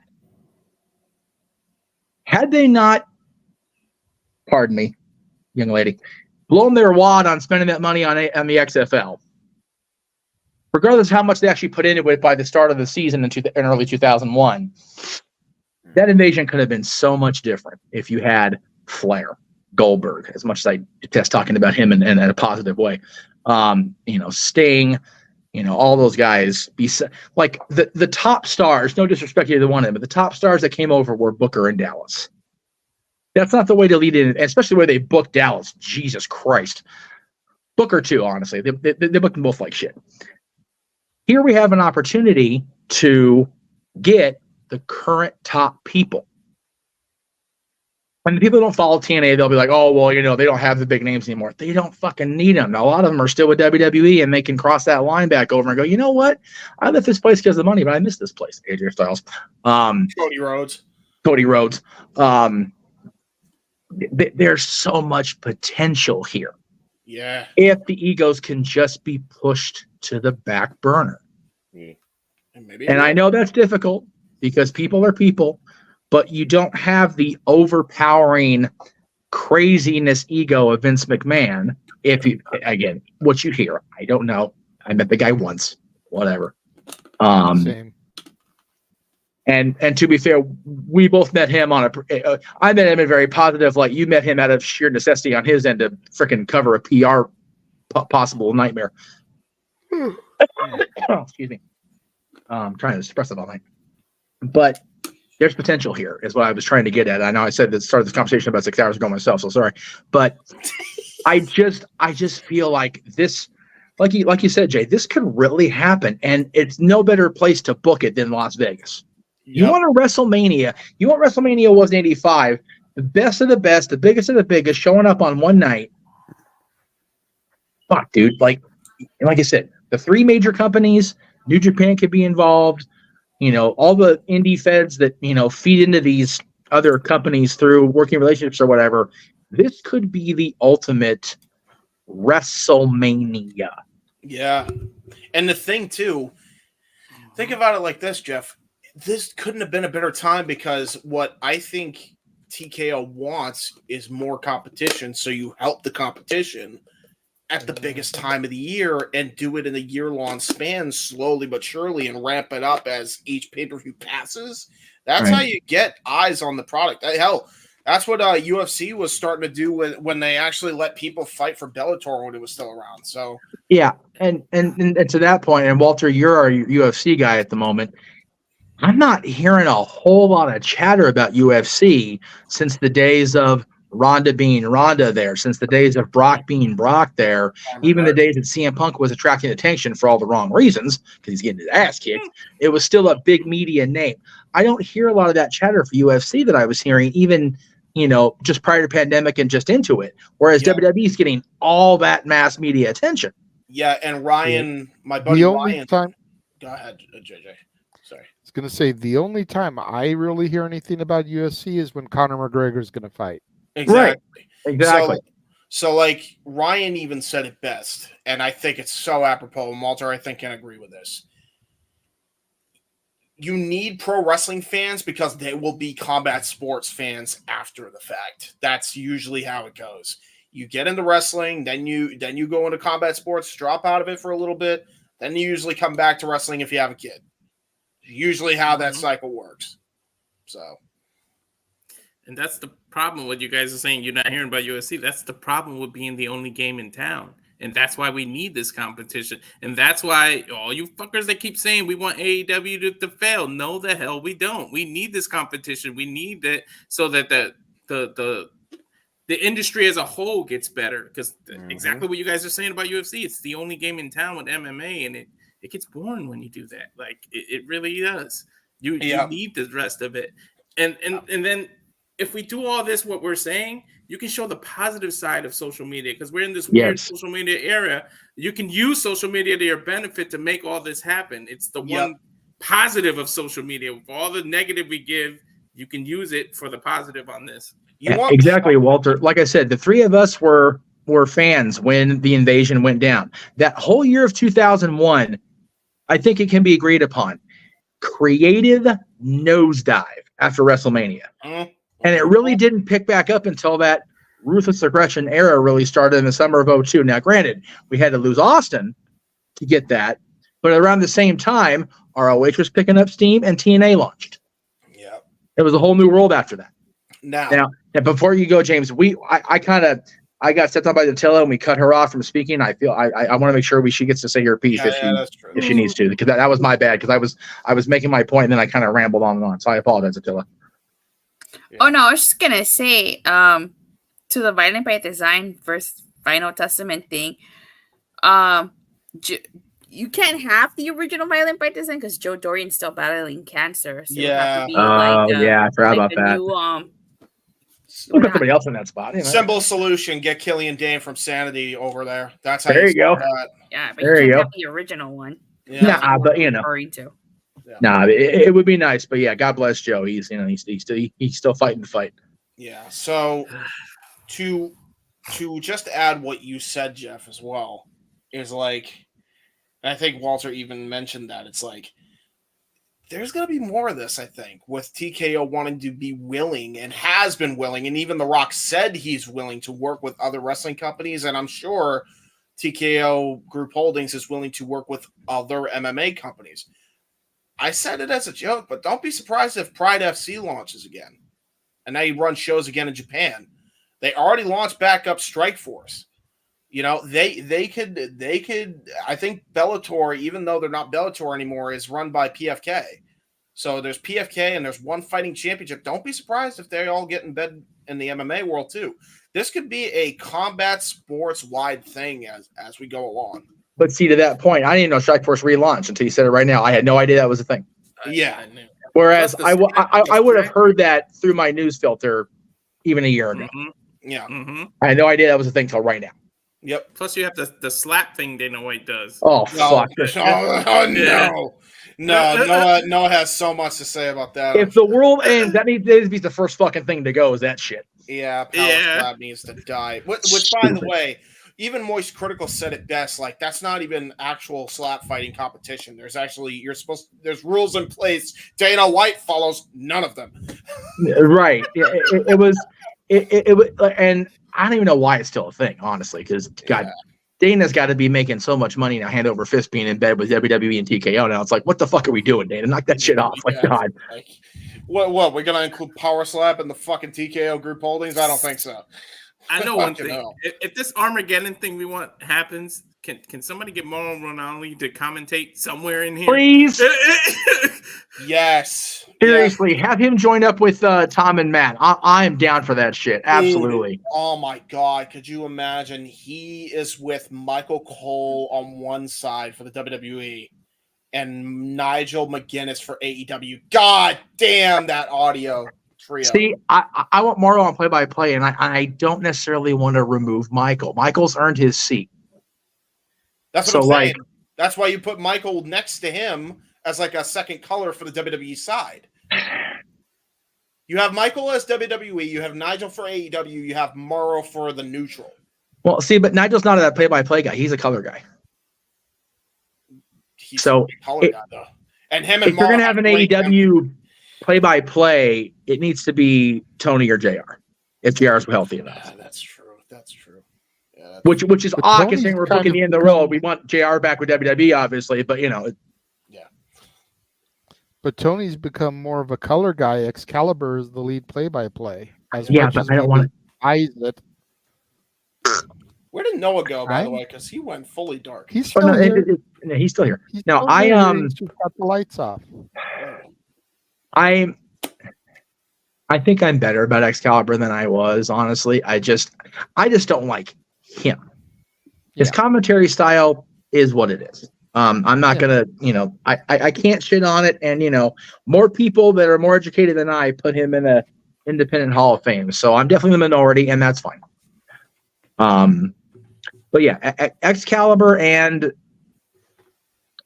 Nigel, AEW team. I only want two. I don't need any 3-man booths. Like shit. Yeah.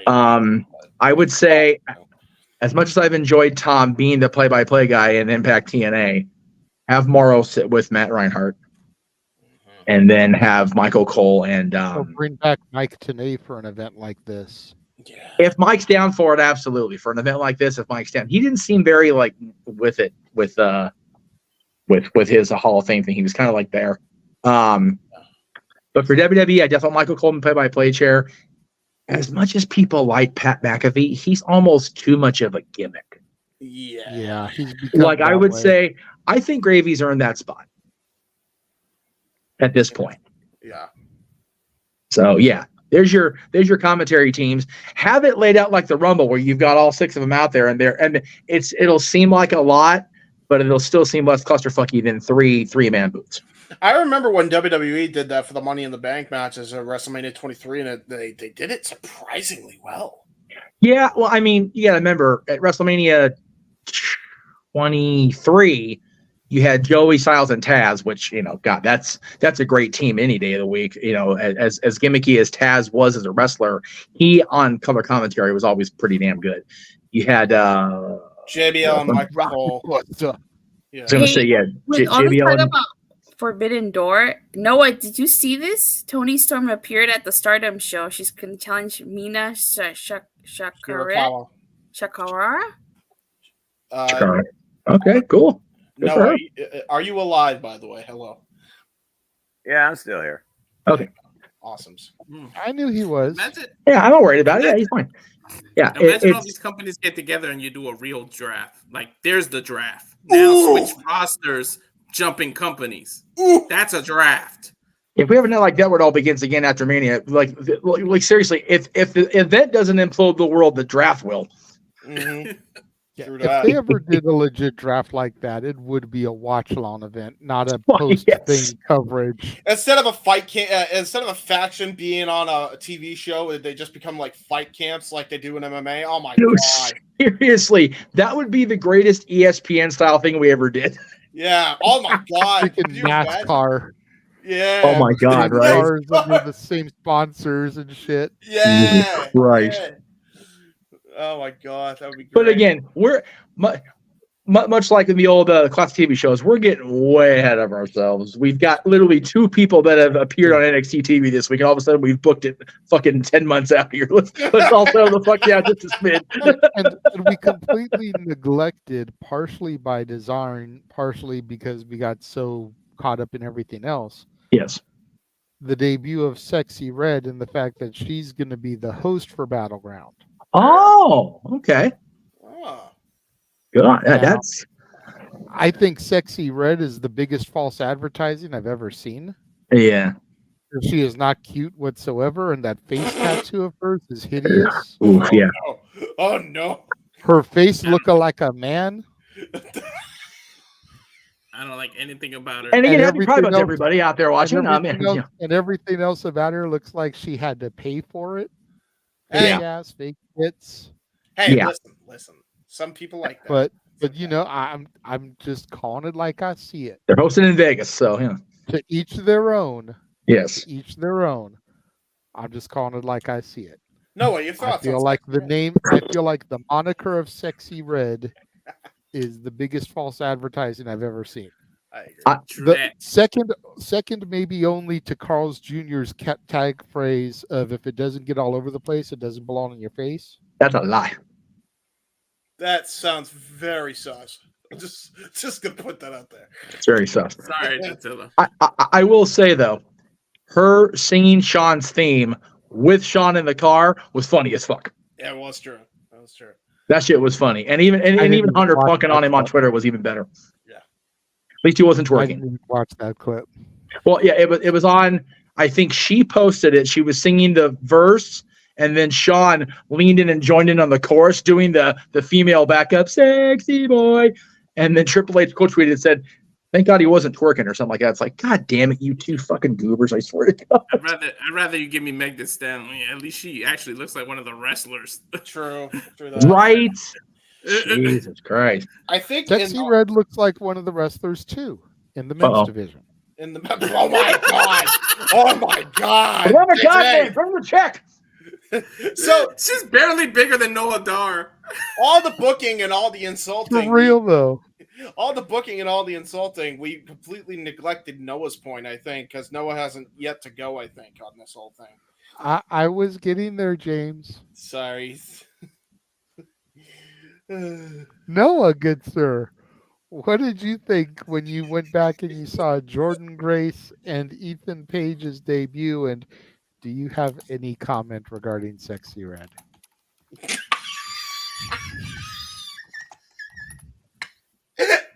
Where you want me to start? How about we start with Jordynne Grace? Yeah. What do you want me to talk about? All right. It's like one single thought. First off, I don't watch NXT weekly. I'll just say that. But I've gotten to the point that the highlights do matter. Now, Tuesday, I was fucked up. I was tired of shit. It was a long, stressful day at work dealing with Karens and piss poor technology. That being said, I found out Wednesday from the AEW crew because my phone don't go off unless it's actually of something of matter to me. So when I found out this potential PP, as my friends called it, fuck Eric. We're such fucking children, I swear. Fuck Eric Brown for doing that, by the way. Follow him, folks, at DOE Out Entertainment. baby. Let's go. I gotta say, I'm still contemplating. I want to have King A-Train on an episode of Open Mic Night. I agree. No. You do not need the ACW family part of this madness. Yes, we do. Piss me off. Eric, I'm okay on. I'm okay on. He reminds me too much of Mansfield in certain ways. Oh yeah. But Keen A-Train, I think, has got a great style, a great opinion, great sense of humor. I want Keen A-Train to come on an episode. I agree. Anyway, so the moment I found out that Jordynne Grace, the TNA Knockouts World Champion, that's how you recognize a world title, fuckers, taking on the NXT Women's Champion. Yeah, that was a damn what the fuck moment. Definitely made me had a certain expression on my face. So yeah, that was something special. Now, as far as Sexy Red and the the level of roasting that my friend King did to her, I used to be sort of like this. So NXT is being hosted by the Red Light District. Got it. Continue. Oh my God! I mean, it's Vegas. So yeah, I don't know That's what fair. I don't know what the fuck they brought that person out. But hey, I guess if you want a rap endorsement, you go with the cheapest brand you can. I mean, Def Rebel probably cheaper than her. I don't know. Maybe they are a business. And after Battleground, you can find Sexy Red dancing at the Godfather's Club. Okay, bring that check back. I need more drinks. Thank you. All right, thanks. Well, that explains her worth. Anyway, and fuck cheetahs anyway. Whatever. Anyway, right. Jordynne Grace is extremely. What the fuck? What are you doing?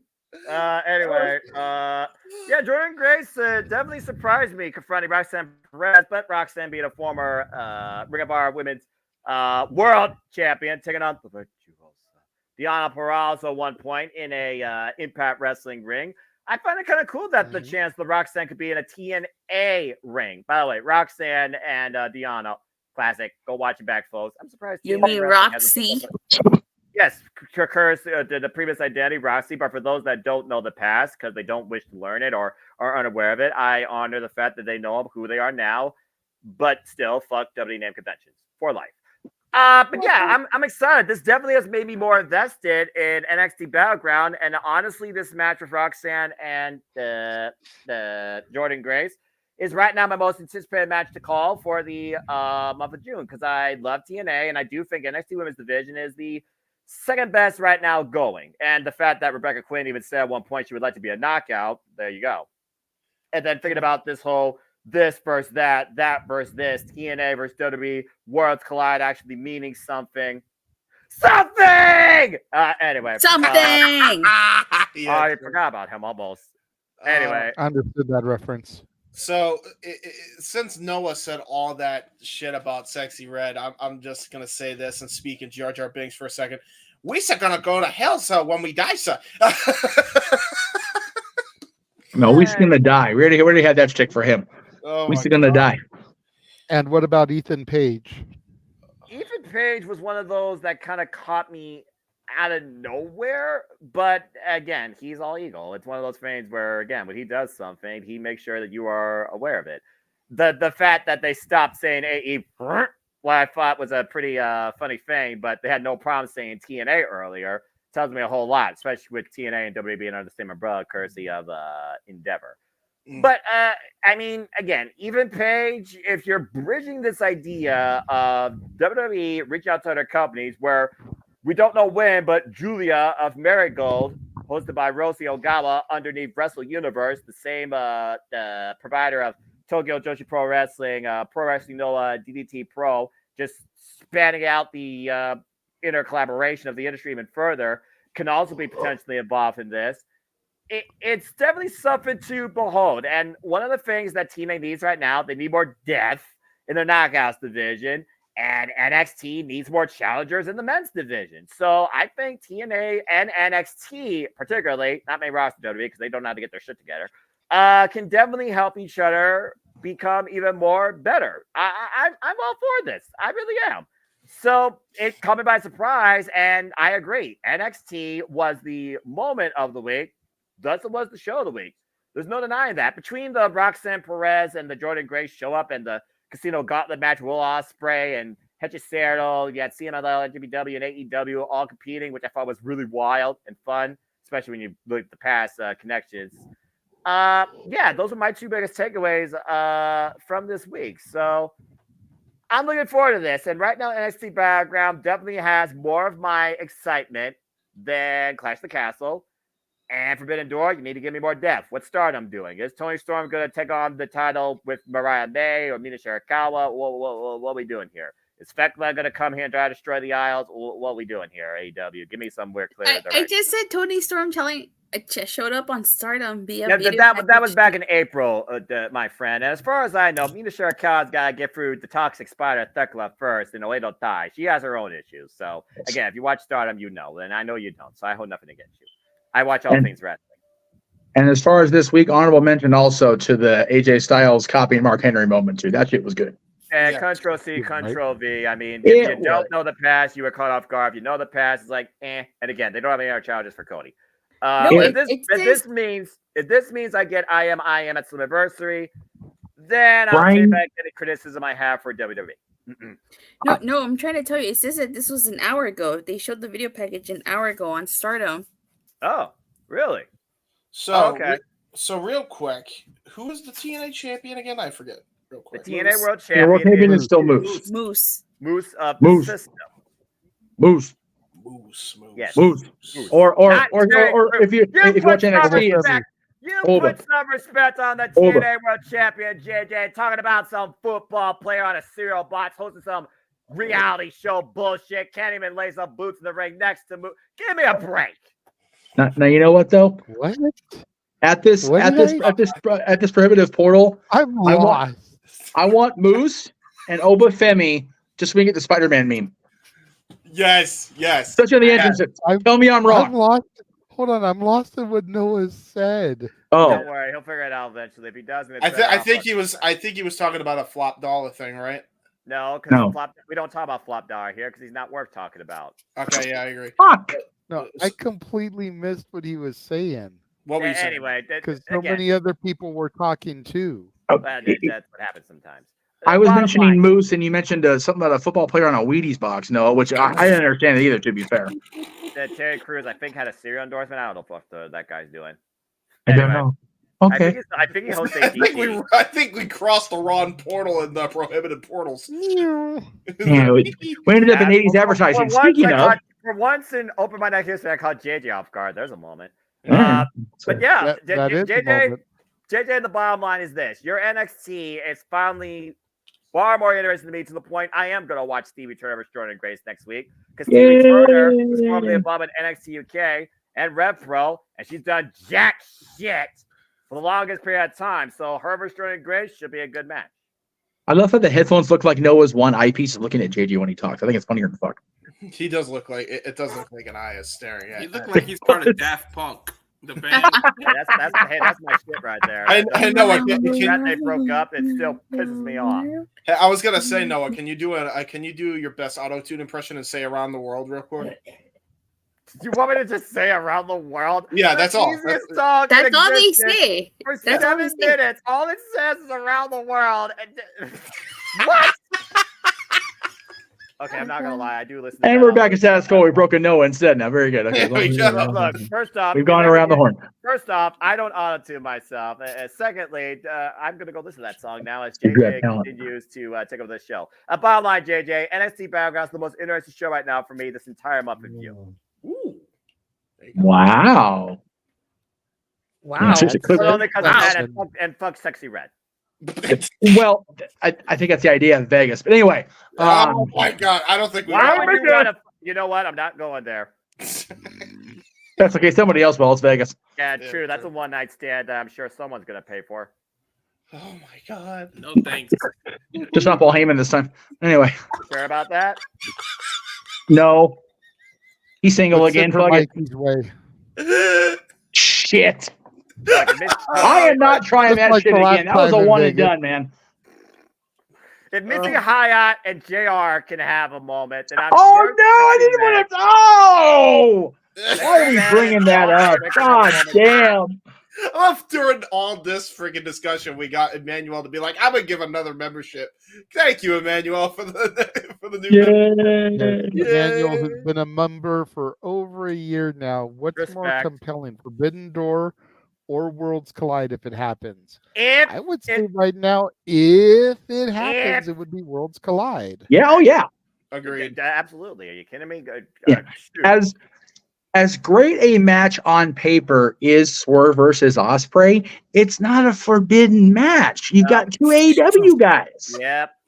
Like, I mean, I'm not trying to sound like a dick, but that's what it is. The luster is off that name. Accurate. Mm-hmm. Accurate. I mean, hell, last year was Sonata versus that guy. And then the previous year was Hiroshi Tanahashi versus Jon Moxley. And Tanahashi versus Moxley was a fucking banger. It was. And it was good. And it was a forbidden thing because, yes, Moxley worked for New Japan, but he was primarily an AEW guy. And it's for the AEW World Championship. Exactly. Oh, it just occurred to me that the IWGP World Champion's an AEW guy, and they're probably going to run back Naito versus him. Well, Yeah, they gotta get past run eliminator matches first. That don't mean fuck. Well, I mean, they got the tag title, the never title. I need Ishii and Konosuke Takeshita somehow, some way. I'm just saying. All I know is I hope I see my Australian boys DK. Well, the thing with this is, like, for me, I always envisioned Forbidden Door as being like a glorified Clash of the Champions, company versus company, title versus title. Yep. No, non-title matches, but like champion versus champion. Yeah, I get that. And it hasn't been for the most part. It should be, but it hasn't been. I mean, Stephanie Valkyria versus Mercedes Moné, That's gonna CMLL be versus AEW. I'm hoping that's just a one-on-one. They don't need to involve titles. Now, but you know what, though? I can see him running it back for the New Japan title. That way, Mercedes gets the belt she should have won last year. But then you have Mercedes Moné as a double champion. Yeah, I can see them doing that. See, but I'm one of the few that didn't have a problem with that. I agree. It's one of those things I just don't think a double I mean, champion sometimes is necessary. Go ahead, JJ. If history shows us anything, she'll lose those belts in her first defenses. Shit. Well, I don't know if history tends to repeat. What you get for letting me go? But again, there's a lot of this versus that this month in the wrestling business, and it's extremely exciting. Yes. Yes.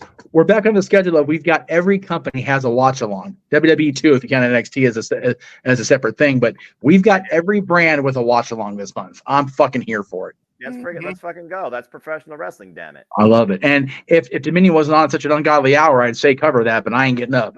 I need sleep. That's fair. That's fair. I give you that. Plus, the main event is the main event is John Moxley versus Evil. Fuck that match.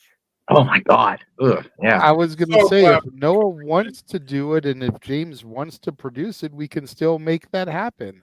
Doesn't mean that either one of us has to be there for it. Real quick, just to confirm this, Noah, you said Evil was in the main event? Yes. Okay, nope.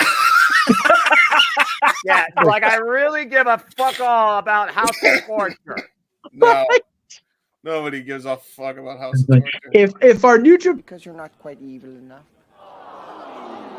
But it's true. God damn it, JJ. You're evil. You're semi-evil. You're the margarine of evil. You're the Diet Coke of evil. Just 1 calorie, not evil enough. God damn it. How dare you! I love you still have that queued up. You wrong for that, but yet so right. I'm okay with it. Old favorite movie trilogy. How dare you? That's great. Okay, it's not the only thing I still have queued up. Oh, no. Throw up that Chase U, brother. Okay, This is never going to happen again. So Oh, you better enjoy no! it for the 2 seconds that it's actually here.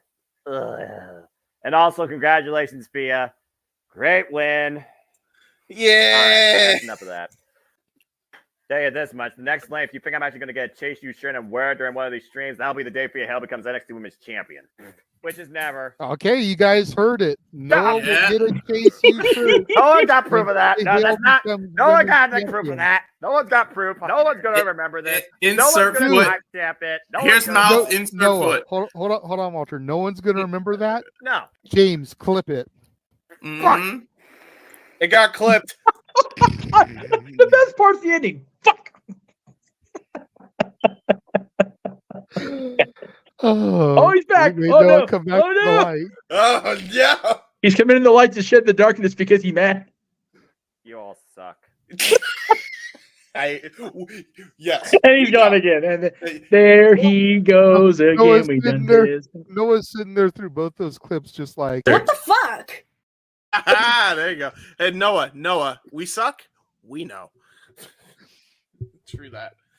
By the way, whether he resigns or not, shouts to the WWE Universe for doing the You Suck chant at Chad Gable. That made my fucking week. That was so good. I love that. That was so good. The fact that he's actually becoming the prototypical Kurt Angle is brilliant. Made my day. Anyway. God, please re-sign him. Seriously, don't let him get away. God dang. Now, since we mentioned Chad Gable, and I could actually pitch to JJ to go to an ad. Thank you. And as you do that, All right. I'll be doing this. Death. And now, preview time. So let's take a look at what's coming your way. I love how it was just fucking instant. That was great.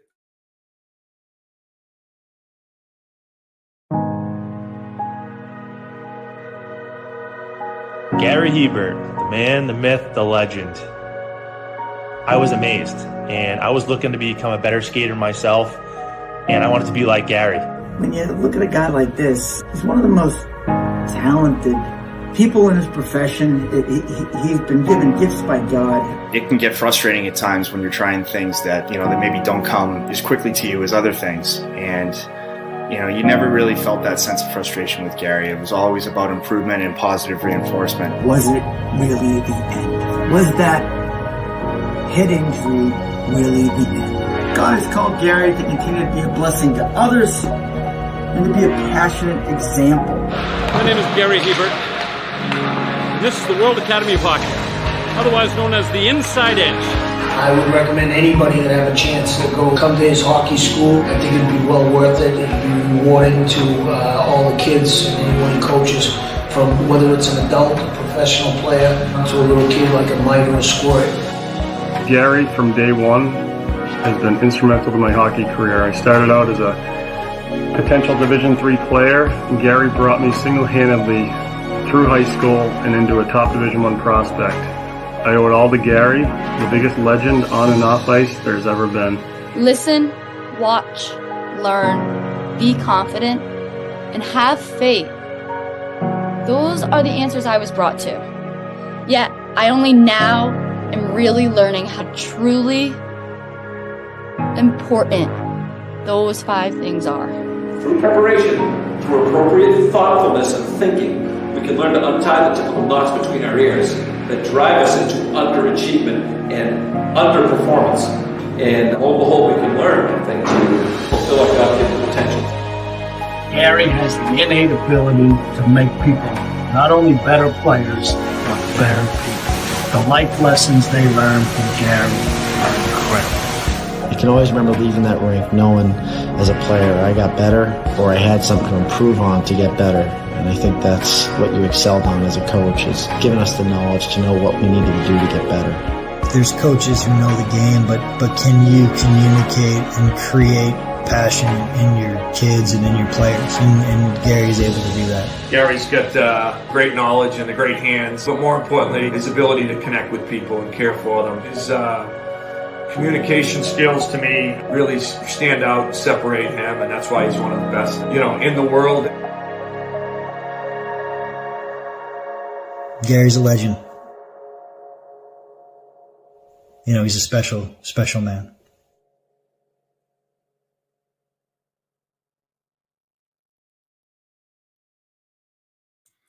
So, despite all the jokes we have made about it, the documentary is getting progress. I can say that because Jeff and JJ have actually seen proof. So, there you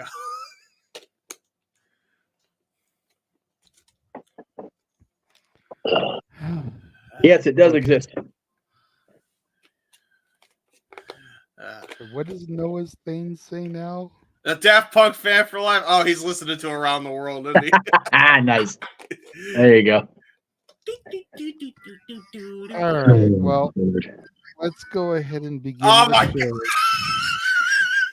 so that we can get out of here. Yes. Focus, James. Sorry, Noah unmuting and hearing that threw me off. We saw him in the chat room earlier and he super chatted. Make sure you follow the Cleveland combatant, the Meltzer of the multiverse, Josh Mansfield, at Walking Hymnal on Twitter, at Mellowmangram on Instagram. He was not here this evening because he is camping, but he said he will be back next week. Follow Big Baller G on TikTok, Big Baller G 1988 on the Twitter, no DQ _ Big Baller G on Insta and Threads, no DQ _ Big Baller G 1988 Datilla.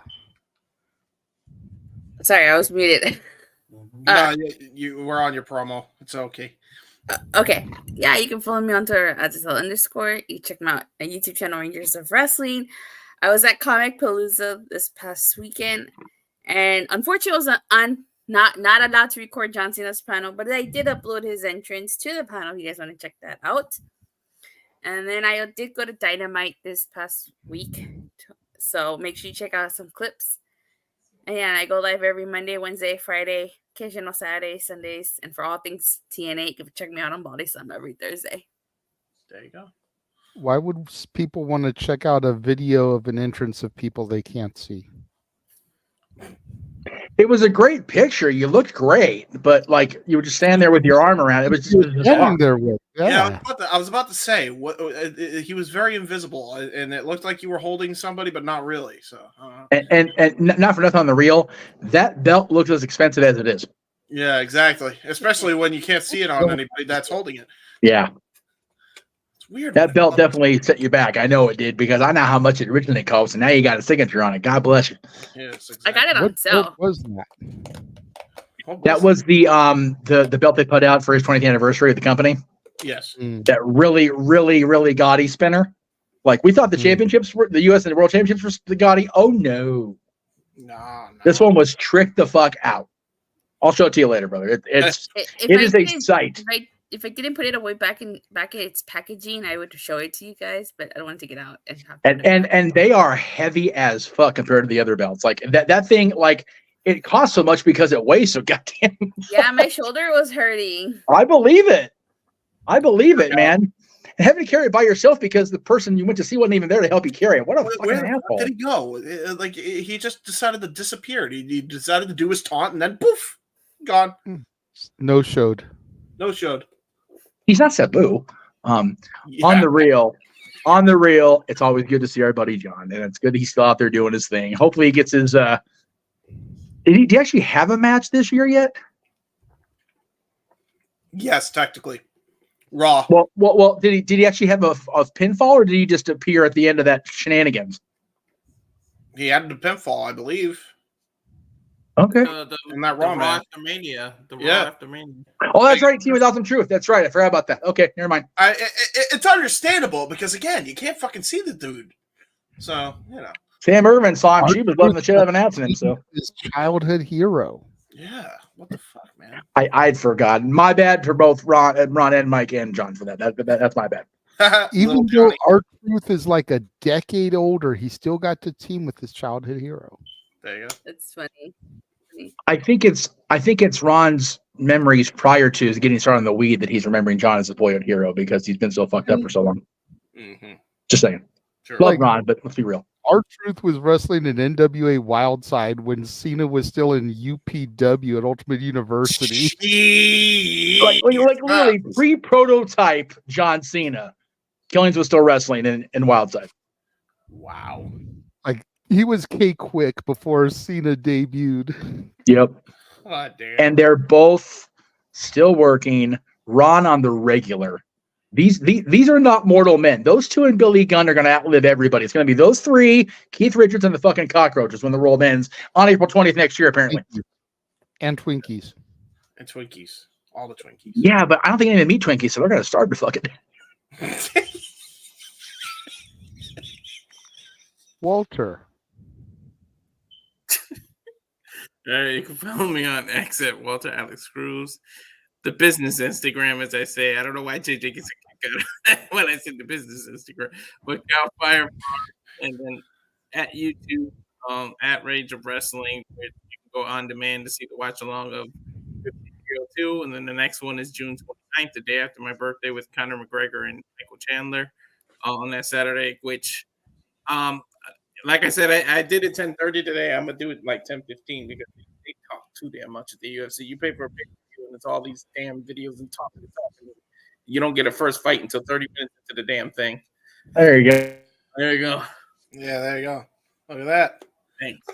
It's gonna be a decent fight, not gonna lie. Unlike the Tyson freaking Jake Paul fight that it got delayed. I can't believe it. Oh my god. Notice my shot. Emergency, plane emergency or something. The many faces medical of emergency on a plane. The many faces of Jeff Meacham when he's shocked. Mm-hmm. There you go. All right.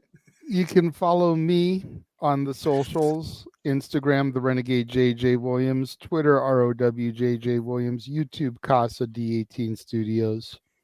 Yes. Follow your barkeeps on Facebook, Dory Lou Hathaway and Mike Caldwell. On Twitter, Hathaway Lou and LB Statkid 1977. On Instagram, Dory Lou and Statboy13. Follow our friend at the Greg Cherry Brand on Facebook, Instagram, Twitter, and YouTube, Greg Cherry Brand. I just saw a post on Facebook that he is going to be using his Facebook more to try to generate interactivity and everything, because he's got more people on Twitter, but nobody ever interacts on his posts. So so he's turning to Meta for help. Yes, indeed. Indubitably. It's gonna be a fun couple of weeks of the Great Cherry Brand here for the month, actually, and I'll get more of that later. There you go. James. As far as me goes, you can find me. Jesus Christ. Oh, I'm doing the Eminem thing again. On the Facebook at James He-Man Hebert, and on Twitter and YouTube at JHebertSide95. I do really cool and dumb things on the internet. Go check it out. So yeah, check that out. Gary Hebert trailers. You get the QR codes. You know what to do there. There's one, and then here's dos. There you go. Check them out. Watch them. It's fun. Great stuff. For what it's worth, Eminem came back before your documentary premiered. Just throwing that out there. Yeah, that's pretty fucking crazy. Throwing that out there. Yeah, no, Slim Shady came back. Shady came back before you fucking documentary premiered. Rapped with Eminem. I now we finally saw Slim Shady and Eminem in the same place. It's great. That was a damn good video. I'm not gonna lie. Like I'm the biggest overall M fan, but that shit was pretty fun. Bro, I've always been an M fan. Noah,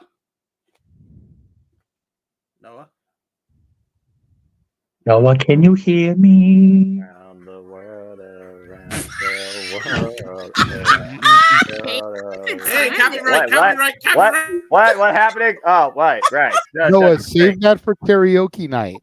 Fuck karaoke. Daft Punk don't do karaoke. Daft Punk keeps things simple with technical synthwave synergy. What the fuck do you want from me? But that song was the 90s, right? So when we do 90s karaoke, you can have someone pay you to sing Around the World. That's right. I'll just say it because, shoot, 3 words. Who knew you could make a song with just 3 words? Actually, super simple. Yeah, Twitter, YouTube, the Twix, X, whatever fuck you call it. N5s 1916. Leagues, predictions, forums, etc. I'm barely social as it is. So, yeah, follow me there.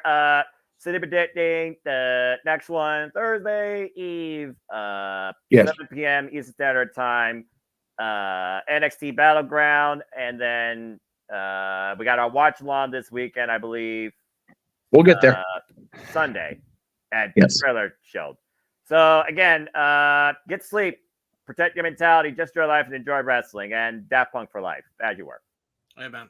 What time is Battleground on Sunday? Is it in the morning? We'll get there. We'll get there. Today. And Noah, you see him? Oh, he's back. I'd like to seen the light. You see, I love how he just said fuck everything else. You can see a little light, like I see a little dot, and it represents Noah. You know, hang on, wait for it. Hang on. I see the dot, and it represents the faster. Follow the bouncing ball. Like a fucking Disney sing-along. Follow the bouncing ball. I see a little silhouette of a man. Scaramouche, will you do the fun? Done.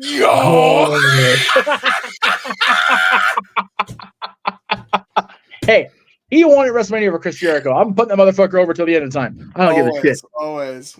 Dirty Dango for life, motherfuckers. All right, Jeff. All right, here we go. Hang on. For the hot tag so that you can start. Fuck. All right, hot tag. Here we go. Okay, so you guys start gotta running through shit. All right. So if you missed this yesterday, we actually had a pretty good show. We did it under an hour and a half. I was proud of our goddamn selves. but we talked about the top 10 matches contested for the WWE Intercontinental Championship in its 45th anniversary year since 1979. So please go back and check that out. I enjoyed it. JJ enjoyed it. We had like a fuck ton of people on a Friday afternoon. It was actually pretty cool. So please go back and check it out if you missed it, because a good time was had by all, at least in my opinion. There you go.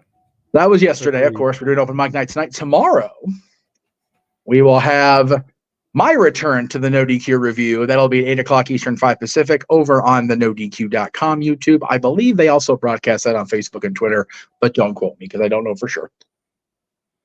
Monday instead of Tuesday at a special time also, 6:30 Eastern, 3:30 Pacific, we'll be live with Stat Boy Sports Bar. Thank you to the Spark for fucking up our week, you assholes. Appreciate that very much, because it totally luckily for you, the kid isn't here. I don't have to worry about my scheduling too badly, but since he will be on Monday, I will be on Tuesday with Meet Your Musings at 7 o'clock Eastern, 4 Pacific, just prior to NXT for you East Coast kids.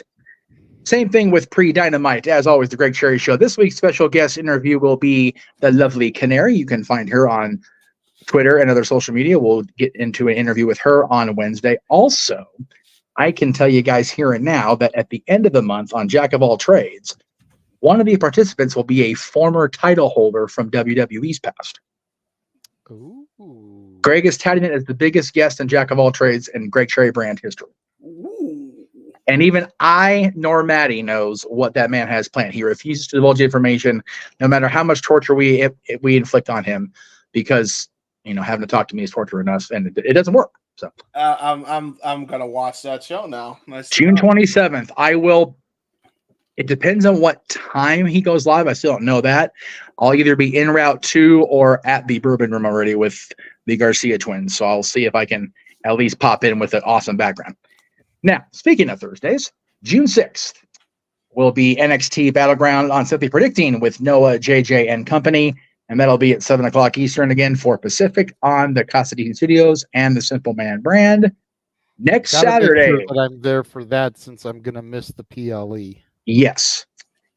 And of course, on Saturday, Noah's favorite day of the quarter, because we will be going live in our usual 11 p.m. Eastern, 8 p.m. Pacific time slot next Saturday, June 8th, with 80s karaoke.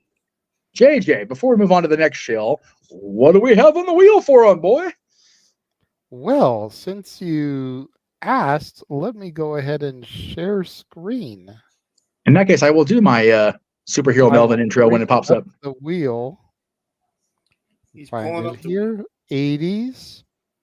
Here we go. Share. Wait for it. Wait. Full screen. Oh. Go back and click cloud. Da-da-da! So we have male artist, movie soundtrack, one hit wonder, rap hip hop, TV theme, Inspector female Gadget. artist, pop, rock, country, R&B, hair metal, and Weird Al. Yes, we have given Weird Al his very own category because in the 80s, fuck yes, he deserves it. I agree firmly. And just so we're clear in the chat room, unfortunately, Amish Paradise is the 90s. Yes. True. So can't do that one. But yes, the 80s was still gold. Eat It, Fat, I Lost on Jeopardy, I Want a New Duck, Like a Surgeon, The Ryer, the Kaiser, the Beverly Hillbillies theme that he did to Money for Nothing. Oh my God, I forgot about that one. Addicted to Spuds.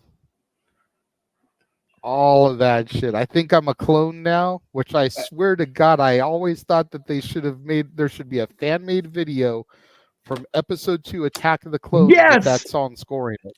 Hey, real quick. I take offense to the Spud song. I'm Spud. Yeah, well, that's okay.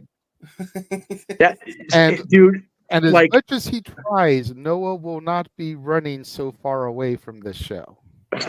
Oh no, Walter and JJ are gonna be at it again. No. Just remember, Noah, we will all have the time of our life, and we owe it all to you. Yes, we do. He wishes he could go hide down in Kokomo, but it just will not be successful. That's where he wants to go. Way down to Kokomo. We keep poking the bear of Noah Foster like this. He's going to become a Hellraiser. I stopped because I had to wear a suit behind doing this last time.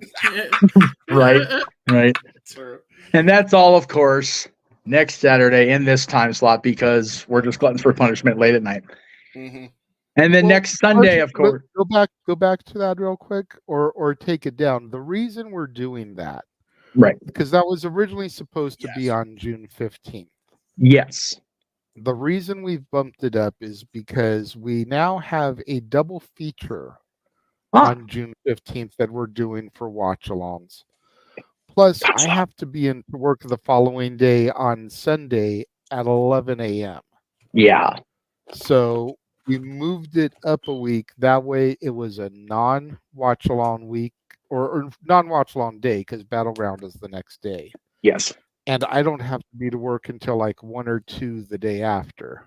Right. So we can do our normal overrun if necessary and everything, and it not affect anything way too much. So that's why we went and moved it up for the people out there that may be wondering, because not only do we have Clash at the Castle now on June 15th, but we will be covering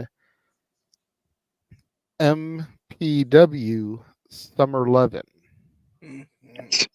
with the main event of Izzy Moreno versus Tiffany Nieves. Yes.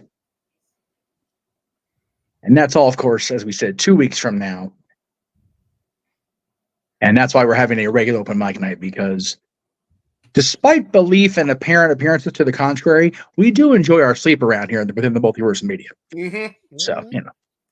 We just don't show it very often. There will definitely be no rest for the weary that day, because Clash at the Castle is going to have us up going at like 9 or 10 in the morning West Coast time.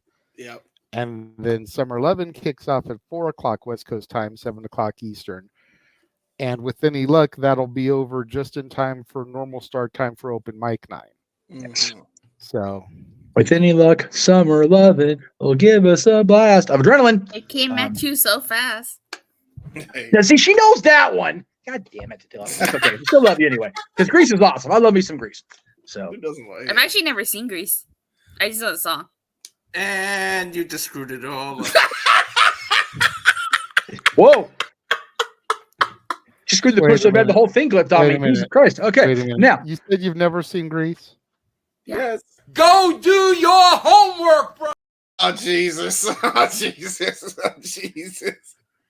Yes, you will eat the Russo for that. Okay, now. Okay, I'm going to try to promote the watch along one more time. We'll see if it actually goes through. Go for it. Next Sunday, NXT Battleground, 7 o'clock Eastern Part Pacific, live from Las Vegas and the UFC Apex. Jesus Christ. I knew I'd fuck it up. That's okay.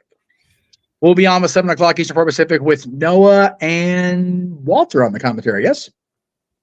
Very cool. All right, James, JJ, of course. Maybe Attila can pipe in and join in for the Jordynne Grace match. There you go. What the fuck is happening on Noah's screen? What is happening? Oh, Jesus! We fucking broke James. What in the fuck? I made one little reference earlier to go to this. Jesus. What? It's like, what the fuck? Yeah. Wow. Damn. All right. Well, while James tries to unbreak himself, unbreak his heart and his laugh. No,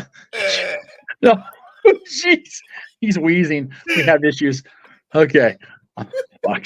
Maybe I'll make an like, you're gonna get to the point of like the intro where you're just like, Right. James, okay, you have to breathe in, then out, brother. I know. I know it's a movie. You know, it's a cartoon character. But I'm waiting to see this fucker die like one of the weasels from Roger Rabbit. Right?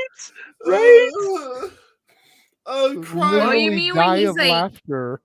Oh, yeah. Right? Night of laughter. Remind me, by the way, totally off topic before I go into the shows for the rest of the watch-alongs. JJ earlier today sent me a lost clip that I didn't even know myself existed of original recordings with Paul Rubens doing the voice of Roger Rabbit. I was like, fuck me. Oh, wow. Can you imagine? No disrespect to Charles Fleischer, because he is Roger Rabbit, right? But damn it, Paul Rubens as Roger Rabbit. I would have been in the theater for that. 5 years old or not. Fuck.